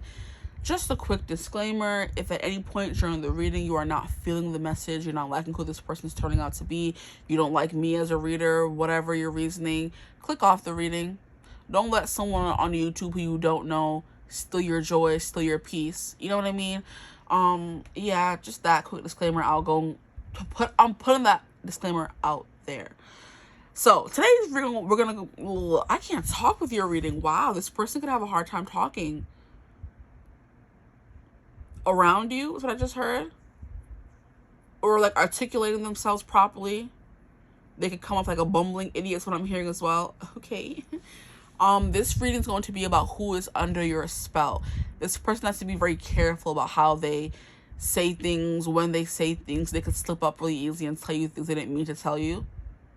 You could also make them really nervous, because my stomach is starting to hurt. It could just be cramps, honestly, because they're creeping up on me the more I'm doing this reading, or they're just very more prominent in your reading. I wasn't feeling them at all in group 1 or group 2, but I'm feeling them now. So it could be something here about nervous, butterflies to the belly, or stomach cramps or whatever from someone constantly worrying about something, you know.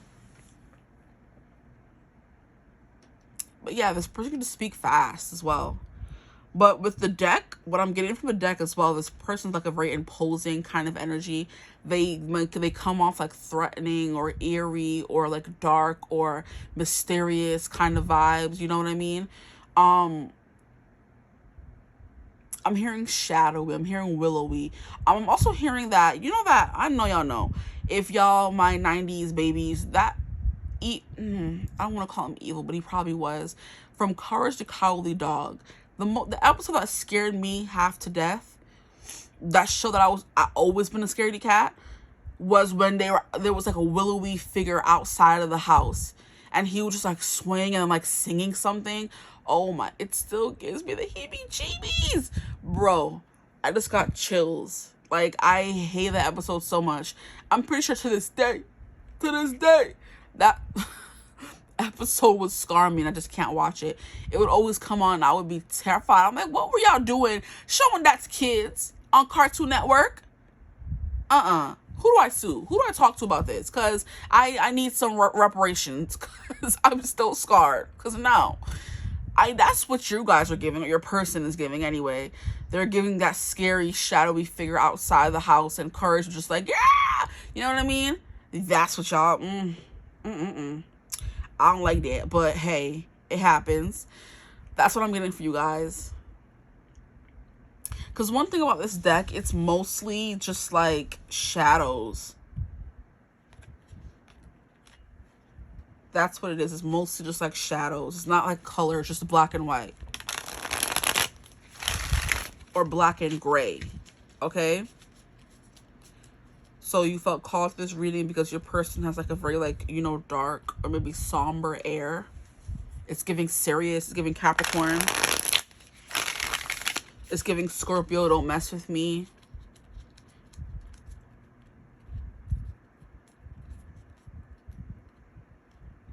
Very intense. It's giving Aries as well, if I'm honest. Because I'm hearing I'm not the 1 or the 2. So there's something here about that. Okay. I'm sad because this is going to be one of the last Halloween readings that I do with probably these decks because Halloween is over. It's officially November 1st, but I wanted to do one more Halloween reading because I was due to do one more because I was really busy this week with work. I got like extra hours. So I wasn't at home to do readings. You know what I mean?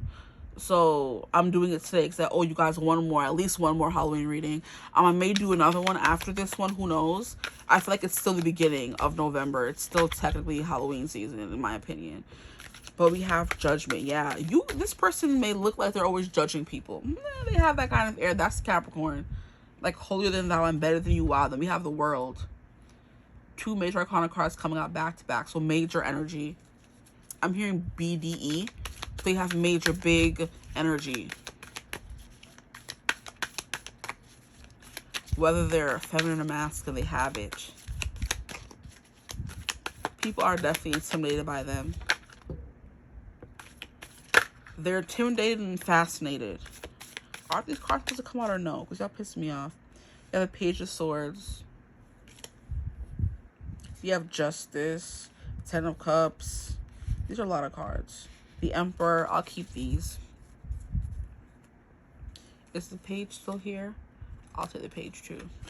And you want to fall? Nah, too much. And the King of Wands, I guess. Yeah, this person's like very like imposing.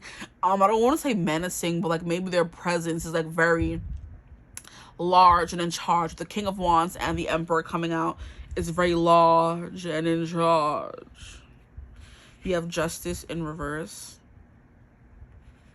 Maybe this person comes off mean, or like, how can you describe justice in reverse? Someone who is very justice upright, is very, you know, proper, who's big on doing things and doing what's right and doing what's fair. This person is giving, they don't give a rat's ass about all that. You know what I mean?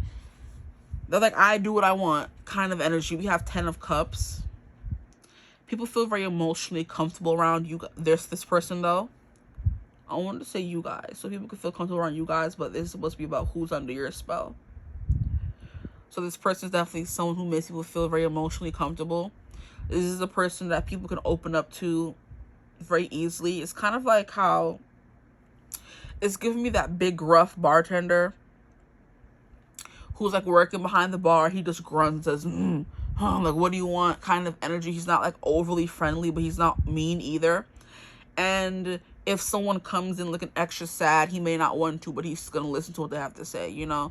Because that's what bartenders are. They are kind of like people's therapists. Because why else are people going out to drink if not to drink their sorrows away? I mean, some people anyway, not everybody. But he's like, even though he's coming off gruff and mean and like not, like maybe a little antisocial is like the perfect word to come say, he's still going to listen to that person. So he's like still sweet. It's giving like, you know, big teddy bear kind of energy a little bit, where the person doesn't look like they would be nice, but they really are.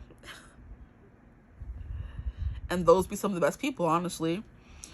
We have King of Wands. There are more cards that came out first. We have the Chariot in reverse. Interesting. We have the Queen of Cups in reverse.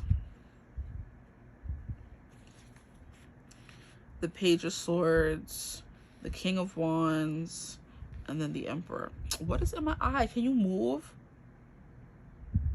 Pissing me off. Please. There could be something here about someone's eyes, or something is not as it seems, or how it looks, maybe. Yeah, because this person looks mean and gruff and menacing, or they have RBF or something, but they're really not. They're really nice, which is why everyone wants to open up to them. You know, I don't want to say nice. That doesn't feel right for this person. They're polite, they're open, but they're not overly friendly, you know? It's kind of like they'll give you a smile once they get to know you a little bit. They're not gonna be like, you know, cut your head off or cuss you out or something, but they're just gonna be like, you know, a little distant, emotionally distant. When you first meet this person, it's definitely vibe that's coming through. They may come off as emotionally distant, arrogant, a little holier than thou, but I don't think that's their energy. That's just the projections people place on them. Because the Emperor is someone who's very commanding. So is the King of Wands. Someone who's very composed. Someone who's very intelligent. You know, make good conversation. With the Page of Swords coming through as well. And this person, if you can see it, it's an actual person, the card. This is eyes, his nose, his mustache, his mouth. It's giving very like Dracula, very just wearing all black kind of energy. I mean, of course, because all the cards are black, but it's giving that kind of trench coat energy. I'm hearing like Keanu from The Matrix. I'm also hearing Lawrence Fishburne from The Matrix, the dark glasses, the long trench coats kind of energy, the turtlenecks kind of thing. Like very well put together kind of person. And that can be intimidating. Someone who like they look official, rich, put together. They have their life together. Like, what do I have in common with them? You know what I mean? What they want with me. It's giving someone who's like a very rich energy, or they have a rich vibe to them. They either dress rich, or they give the energy of like being high society, uppity, nose in the air, pinky in the air when they drink kind of energy. Even though I learned a long time ago that they don't actually do that in that community, but I'm like putting up your hand is like, is impolite. So this person's like polite, they have manners kind of thing. Maybe they just come off a little too serious sometimes. They have a frown, because this guy definitely has a frown. They can have a pointy nose, very harsh, dark eyebrows, very dark hair. This is giving me salt and pepper as well. I'm hearing the Undertaker. I don't know what that is or who that is, but that's coming through. The Undertaker. This person will look like an Undertaker.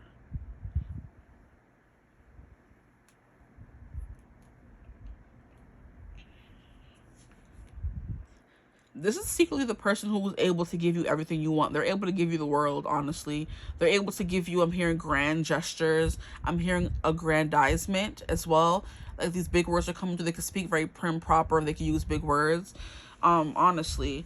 Queen of Cups, maybe someone who has a hard time being emotionally vulnerable with people. Like they're nice. Like I said, they're polite. They're going to listen to your problems. But they're not going to sit there and like cry with you or kind of, you know.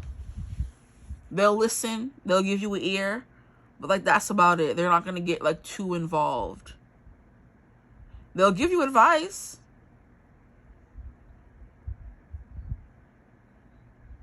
But they try to keep some distance between themselves and others.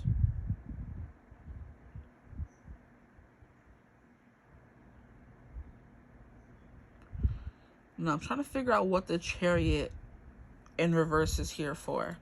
This person, because with the Emperor and the King of Wands coming out, they don't give me someone who doesn't like to make a move. They give me someone who always has a game plan, but maybe not with the Chariot in reverse. The Chariot is about it. Also, I'm hearing it also in one deck. In the Everyday Witch Tarot, it represents a lady on a motorcycle, and she's trying to figure out which way to go.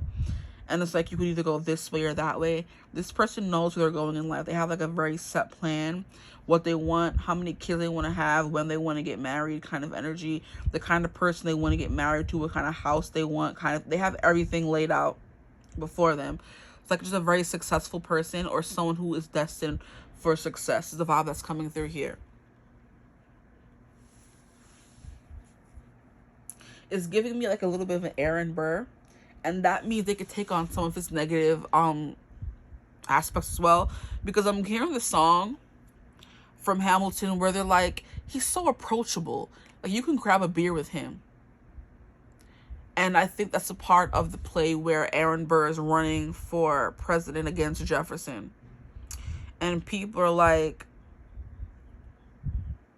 trying to figure out, they're asking Hamilton, who is he endorsing in the election? But at this point in the play, he is like grieving his son. So he's like not really into politics right now. But the people keep asking him, like, he's like, the people are asking to hear my voice. The nation is facing a difficult choice. And the people are asking me who I promote. Jefferson has my vote kind of energy, you know?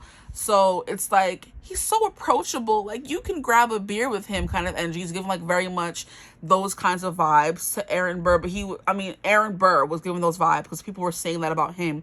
But it was because he came from high society. He was very well bred. His family was in the church. He had money. He went to Princeton, you know, so very well educated. But then there's also aspects of him being very entitled, of him being very much, how can Hamilton get this and I didn't get that, and he's a whore's son, he's a orphan, some things, you know what I mean? He's broke, don't have any money. How is he getting ahead faster than me when I was bred for this, essentially? So very entitled, high and mighty, hoity-toity kind of energy, you know what I mean? But at the end of the day, he was just another human.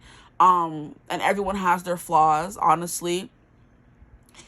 But it's like, those traits are coming on, where he was like very charming and he could get anyone to do what he wanted, and all the girls were swooning over him and Hamilton were the ladies' man, and they could get whatever they want and people to do whatever they wanted. You know, that kind of stuff is coming through for this person. So they're like a politician. Perfect. Yes. That's what Burr was. And he was also the first person like going door to door to get people to vote for him, like very, you know, steadfast and motivated to get his ambitious. He wanted to get his goals done. He was going door to door, because even Hamilton was like, you're going door to door? He's like, that's a first. He's like, yeah, I'm doing what you said. I'm going after what I wanted. I learned that from you, you know, kind of thing. So yeah, a very ambitious kind of person. They're going to go after what they want, and most likely they're going to get it. Burr didn't get what he wanted that first time around, but he did eventually end up becoming a president of the United States. So eventually down the line, he got what he wanted, okay? So yeah, this person doesn't give up on the first try. They keep going until they get what they want. So you could say they're a little stubborn or just motivated, child, ambitious. So judgment. They have good judgment. They're a good judge of character, I would say. The world, they could be very well traveled. They've been around the block a few times. They've traveled here, there, and everywhere. They could speak different languages, is what I'm hearing as well. The world is someone who seems to have like everything. They're very educated and they know a lot about a lot. Very cultured as well, you know? They have substance to them, you know? I'm hearing very highbrow. You know, people say, that's so lowbrow of you. This person's very highbrow, you know? Then we have Justice in reverse. I do think they do have, like I said, if they're giving Burr at least a little bit, he did go he went to unsavory measures to get what he wanted. This person could do the same thing. They're very ruthless in their pursuits. Because he went and was blackmailing Hamilton in order to win the presidency and get Hamilton not to run for president. So Jefferson too. Okay. 10 of Cups. I think this person is very like happy and situated in their life. They could be successful financially, you know, like I said with the Burr, they came from money, or they're very happy where they are in life right now with 10 of Cups. They have their dream house, their dream job kind of vibe. They get up and go wherever they want, do whatever they want to do kind of thing. That's what's coming through with the 10 of Cups, that they're living like their dream life, essentially doing what needs to be doing everything they wanted to do is what 10 of Cups essentially means to me, because it represents complete emotional fulfillment. When it comes out in a relationship reading, you're getting what you want in a relationship. When it comes out in a reading, it's just about who the person is. They've essentially more likely than not got everything they wanted in life with the 10 of Cups.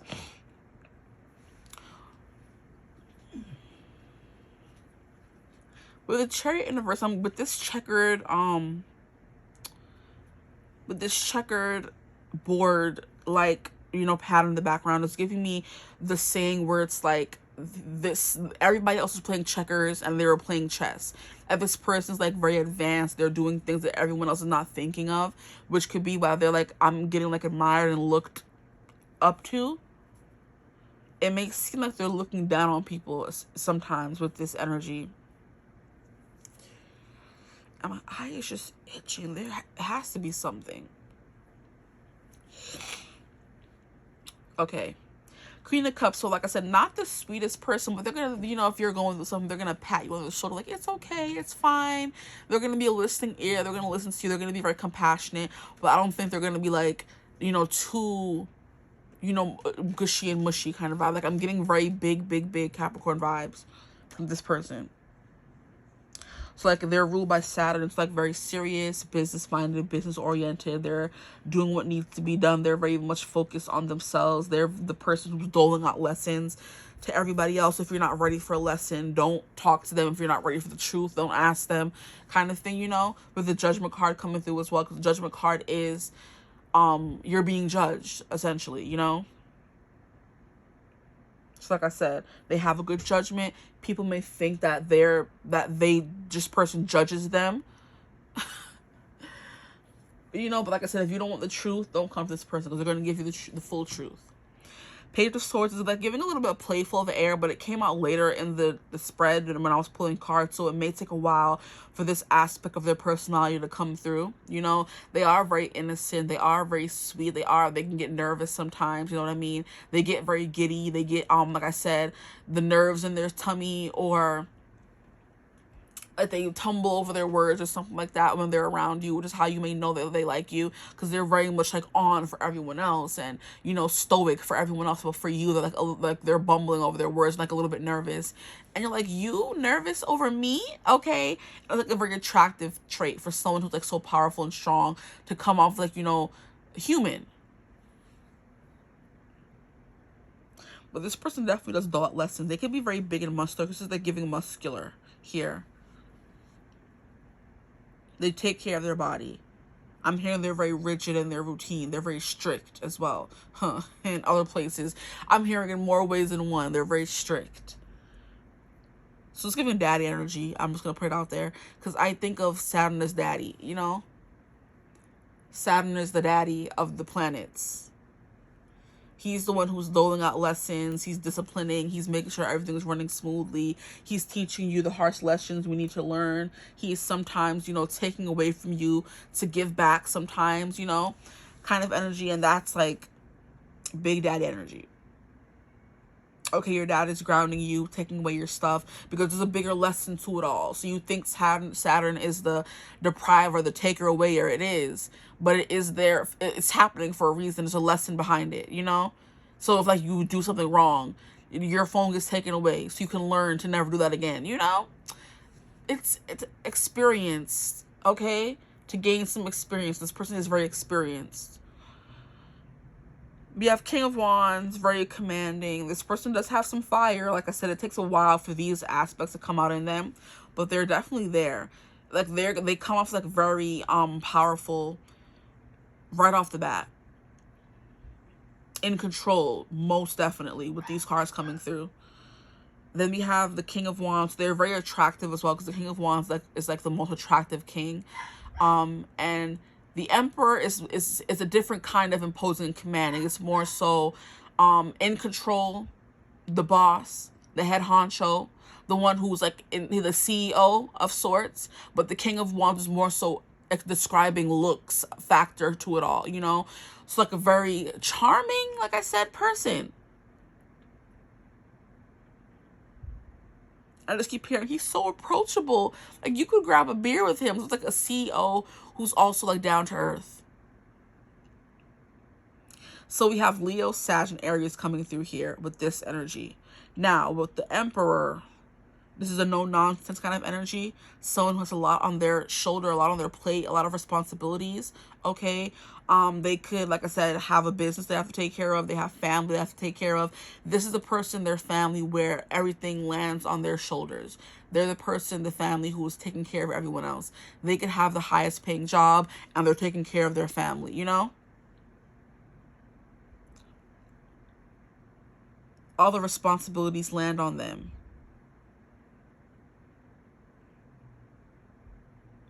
Or they were sacked with like being the oldest sibling, or the one child had to step up after their parents were like immature and didn't want to step up, or the son who took over the father's business because that was like his legacy or whatever. Because that's also something that Aaron Burr was struggling with in the play. Like, my parents left me this thing, my mom was this, my dad was this, like, where do I fall? Like, what is my destiny? What am I supposed to do with myself? You know, I have big shoes to fill, which is why he was so shady with Hamilton, because Hamilton came from nothing, but he's achieving so much, and Aaron Burr came from everything, and he doesn't know what he wants to do, and he's like kind of like waffling, but he ended up becoming the president, which is the America's emperor. So yes, this person could be running for president. This person could very well be a politician. This person could very well highly most likely be a judge. That they work in law, because we have judgment, then we have justice coming through. So this person could work in law. So I'm going to get some more cards. We're going to get some cards from here really quickly to see what else we can get about this person. Don't start with me. What more can you tell us about the person who's under group 3 spell? Like, y'all hit the jackpot with this person, I would say. Good for y'all.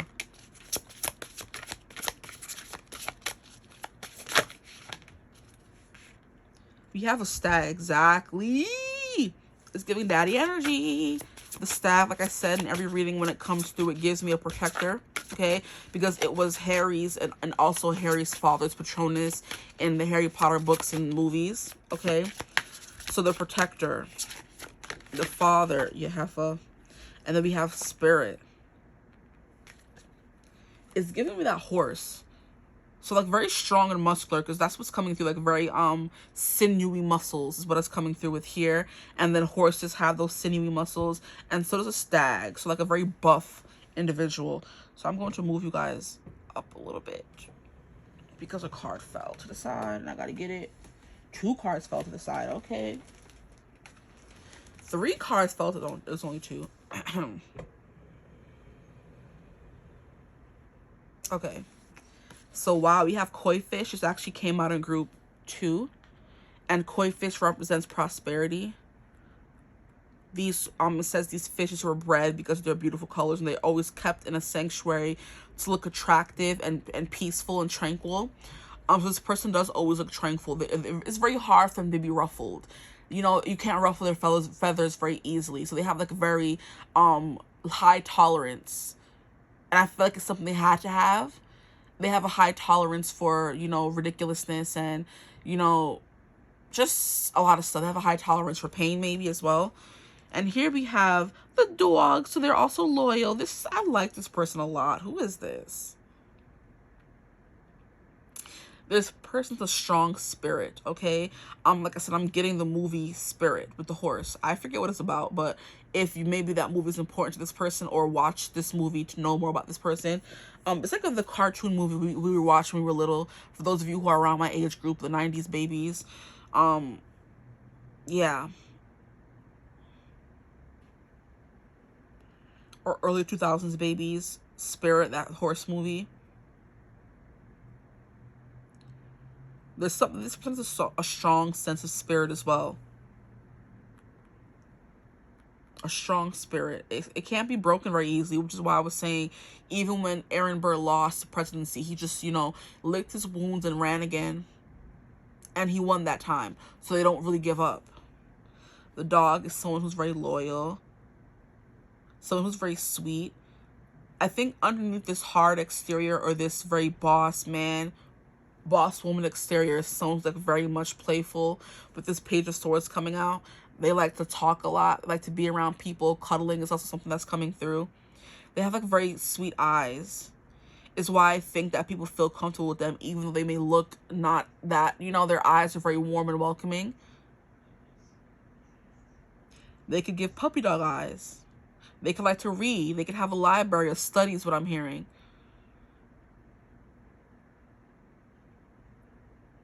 But yes, a stag is strong. A spirit, a unicorn, is someone who's unlike anybody else you've ever met before, is a vibe that's coming through. So that's how you'll know who this person is. They're not your everyday person that you meet. You know, I'm hearing you don't meet a girl like her every dynasty. From Mulan, the emperor is telling Shang, like, why are you letting her leave? Why are you letting her go? You don't meet a girl like her every dynasty, you know? And then, of course, Shang follows the emperor. Wow, I just realized, yeah, the emperor. He follows behind what the emperor says and goes and snatches up Mulan. You don't meet a girl like her who's willing to go to the military to protect her father from having to go. You don't meet a girl like that every day, or a guy like that every day. You know what I mean? And even Shang, he had a sense of honest, bruh. He had a sense of honor.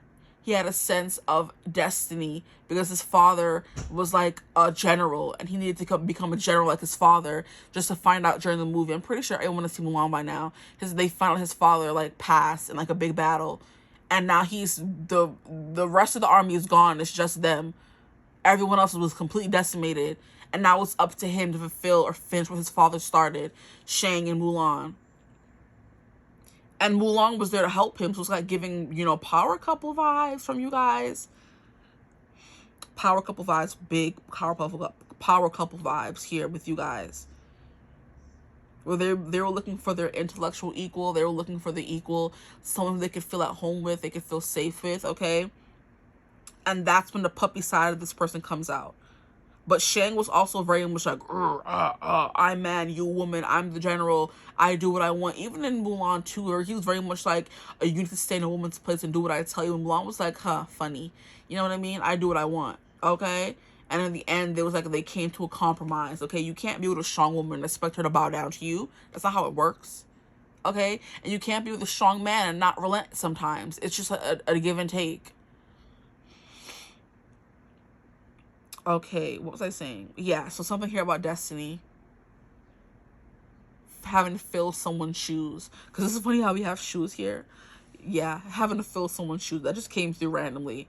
But I'm like, it fits. There's shoes there. Having to fill someone's shoes. You know, and it's adoration as well. This person adores you. I just want to adore you. I think it's a song by Amy Shark is coming through. With my something hanging out, da da da. I just want to adore you. That song is coming through. Adore you, Amy Shark. I'm pretty sure that's the adore you that I'm channeling right now. But if it's not, the person adores you. That's the song that I know. It's a song called Adore You. Okay, what else we're going to be getting from this person? What else? Relax, that's too many cards. What else can you tell us about Group 3's person who's under their spell? We have these lotus flowers, and lotus flowers are about rebirth. So this person could be going through a revamp right now. Their life could be, and that's freaking judgment. Oh my freaking gosh. The cards are carding today, guys. Wow. The cards are carding today, guys. This person's going through a rebirth. Yeah. I'm like, lotuses represent rebirth, but that's what judgment is. Wow. Mind blown right now. Okay, what else can you tell us about Group 3's person who's under their spell? So this person could be like, you know, maybe I'm hearing getting older and they're going through a rebirth of wanting things they didn't want before. So they could like have been spending most of their life wanting to be financially successful, you know, and now they want to settle down and get married and have kids, you know, and it took them this long to get there, because Emperor is like someone who's like older, first of all. And so is a king. So kings are people who are older than you. So this person could be older than you. An emperor is much older than you. It's giving like, you know, 40s, 50s energy for the emperor. And someone who spent most of their life accumulating their wealth and now they're ready to settle down and have kids. This better not be the sun. And it is the sun. We have healing energy, happiness, comfort, and joy. So yeah, this person has everything they need. There could be something about this person's dog liking you. Or that would be important. They judge people's character based on how their dog likes the person. Is what I'm getting as well. But this person does live in comfort. Like I said, they have a study. They have a nice house. They have a nice dog. The dog could adore you. What's coming through as well. The dog and the owner adores you. We have butterfly. Look, rebirth coming through right now. We have transformation, joy coming through again. Beauty and transience. So this person has reached a new level in their life. They are like discovering things they didn't know they wanted, or they're discovering a new part of them. It's like a revamp. If they're feeling that second wind you get from having lived one life, maybe they got a new job, maybe they quit their job, maybe they're traveling now, maybe they're like they just got the, I'm hearing their biological clock just kicked in. I'm like, oh my gosh, I'm getting older. I want to have a family now. I'm ready to settle down kind of vibe. That's what's coming through for this person. They're in a place in their life where they're very happy, which is what I said with the 10 of Cups. Wow. Yeah, exactly. They're filled with joy, happiness, completion kind of energy. They are healing energies, like I said. Even though they come off as someone who's like maybe more like unapproachable, they are someone who cares. They don't show it where they're hard on the sea, but they do care. And I feel like it's a special thing from if they care about you. So that's a compliment in a way. But they do have a very healing energy. And they bring about happiness and comfort and joy. So they are, I'm hearing they like their comforts. So they could be like someone who's like very, they have expensive facials and they wear expensive clothes and go on expensive vacations. And it's because they like their comforts. And that's giving Taurus as well. Emperor is Aries, in case I didn't say.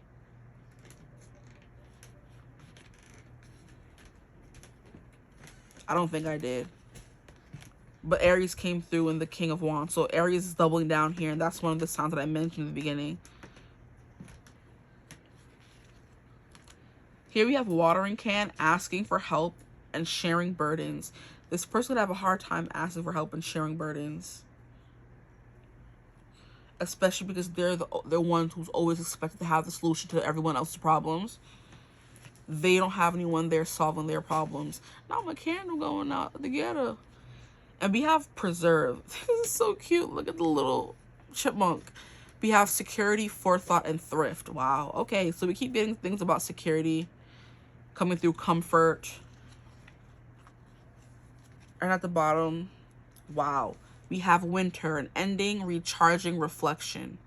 So something could be happening in winter. It's also something that I'm getting as well. So winter is right around the corner. So this person could be making a move or making their intentions known or something during the winter. They could be looking to cuddle during the winter cuffing season. But preserve, this is definitely someone who saves. They think about their security. They think about their future a lot. And that's something that was coming through as well. Very responsible.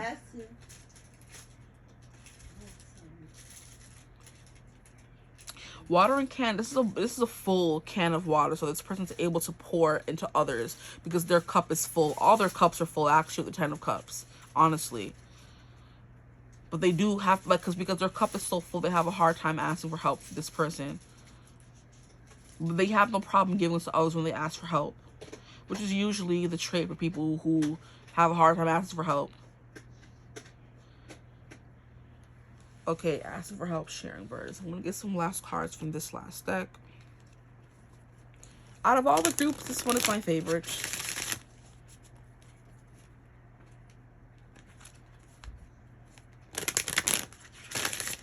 I'm hearing Pressure by Ari Lennox. I'm hearing So Keep Your Eyes on Me, apply pressure. So that song is coming through. So if you want to look it up, you can go look up that song. Love upon it, nibble on it. Ooh. Keep Your Eyes on Me, stern, commanding, bossy.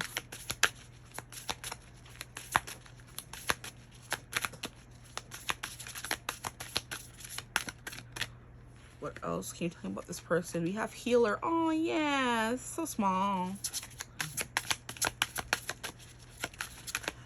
Can I get one more card for this person? My group 3. Okay, thank you. And then we have Graveyard. Okay. Not Healer in Graveyard. I'm hearing Graveyard by Halsey. It's funny when the thing you love the most is your detriment. Let that sink in. I think that song is I Keep Following. I keep thinking that I will. I keep both my feet hurt. I won't stop till I get where you are. Oh, when you go down all the broken roads, I would have followed you all the way to the graveyard. Something like that. I'm like, calls me girl, bye. But that's what she said. It's funny when the thing you love the most becomes your detriment. Let that sink in. And I keep following us to the graveyard. I won't stop till I get where you are. I keep falling or walking when both my feet hurt. I won't stop till I get where you are. Oh, when you go down all your broken roads, I would have followed you all the way to the graveyard, essentially.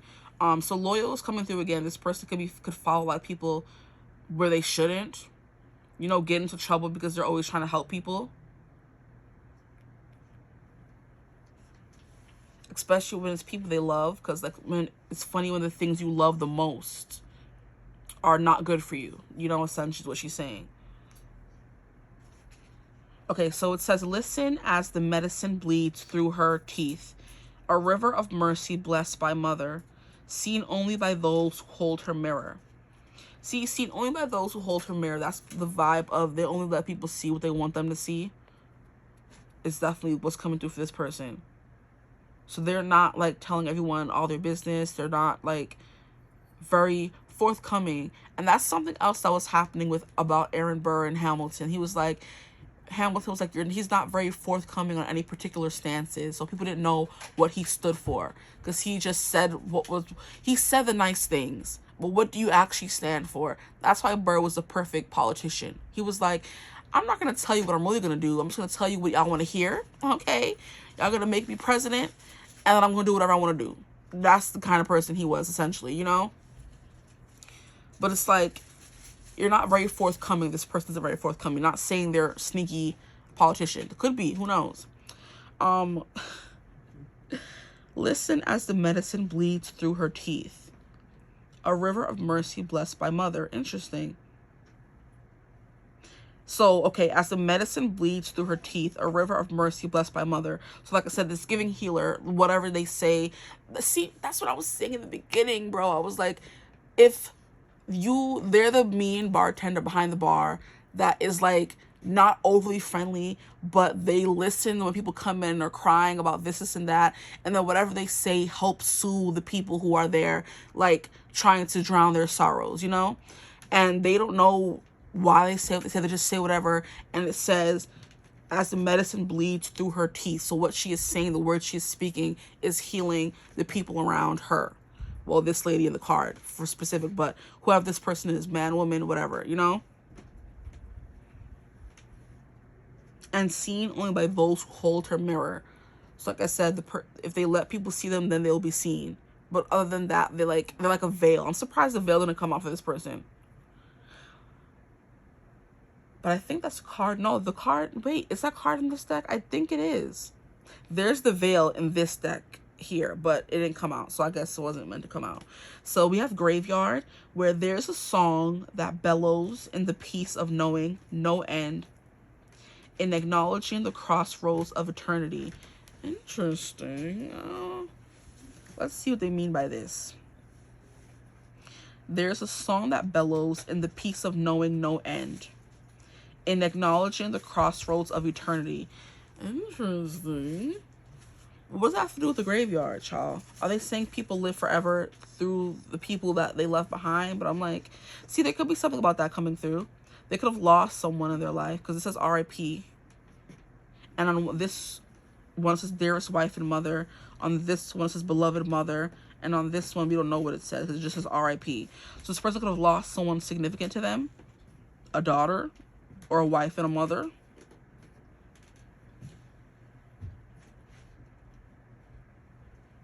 And this person,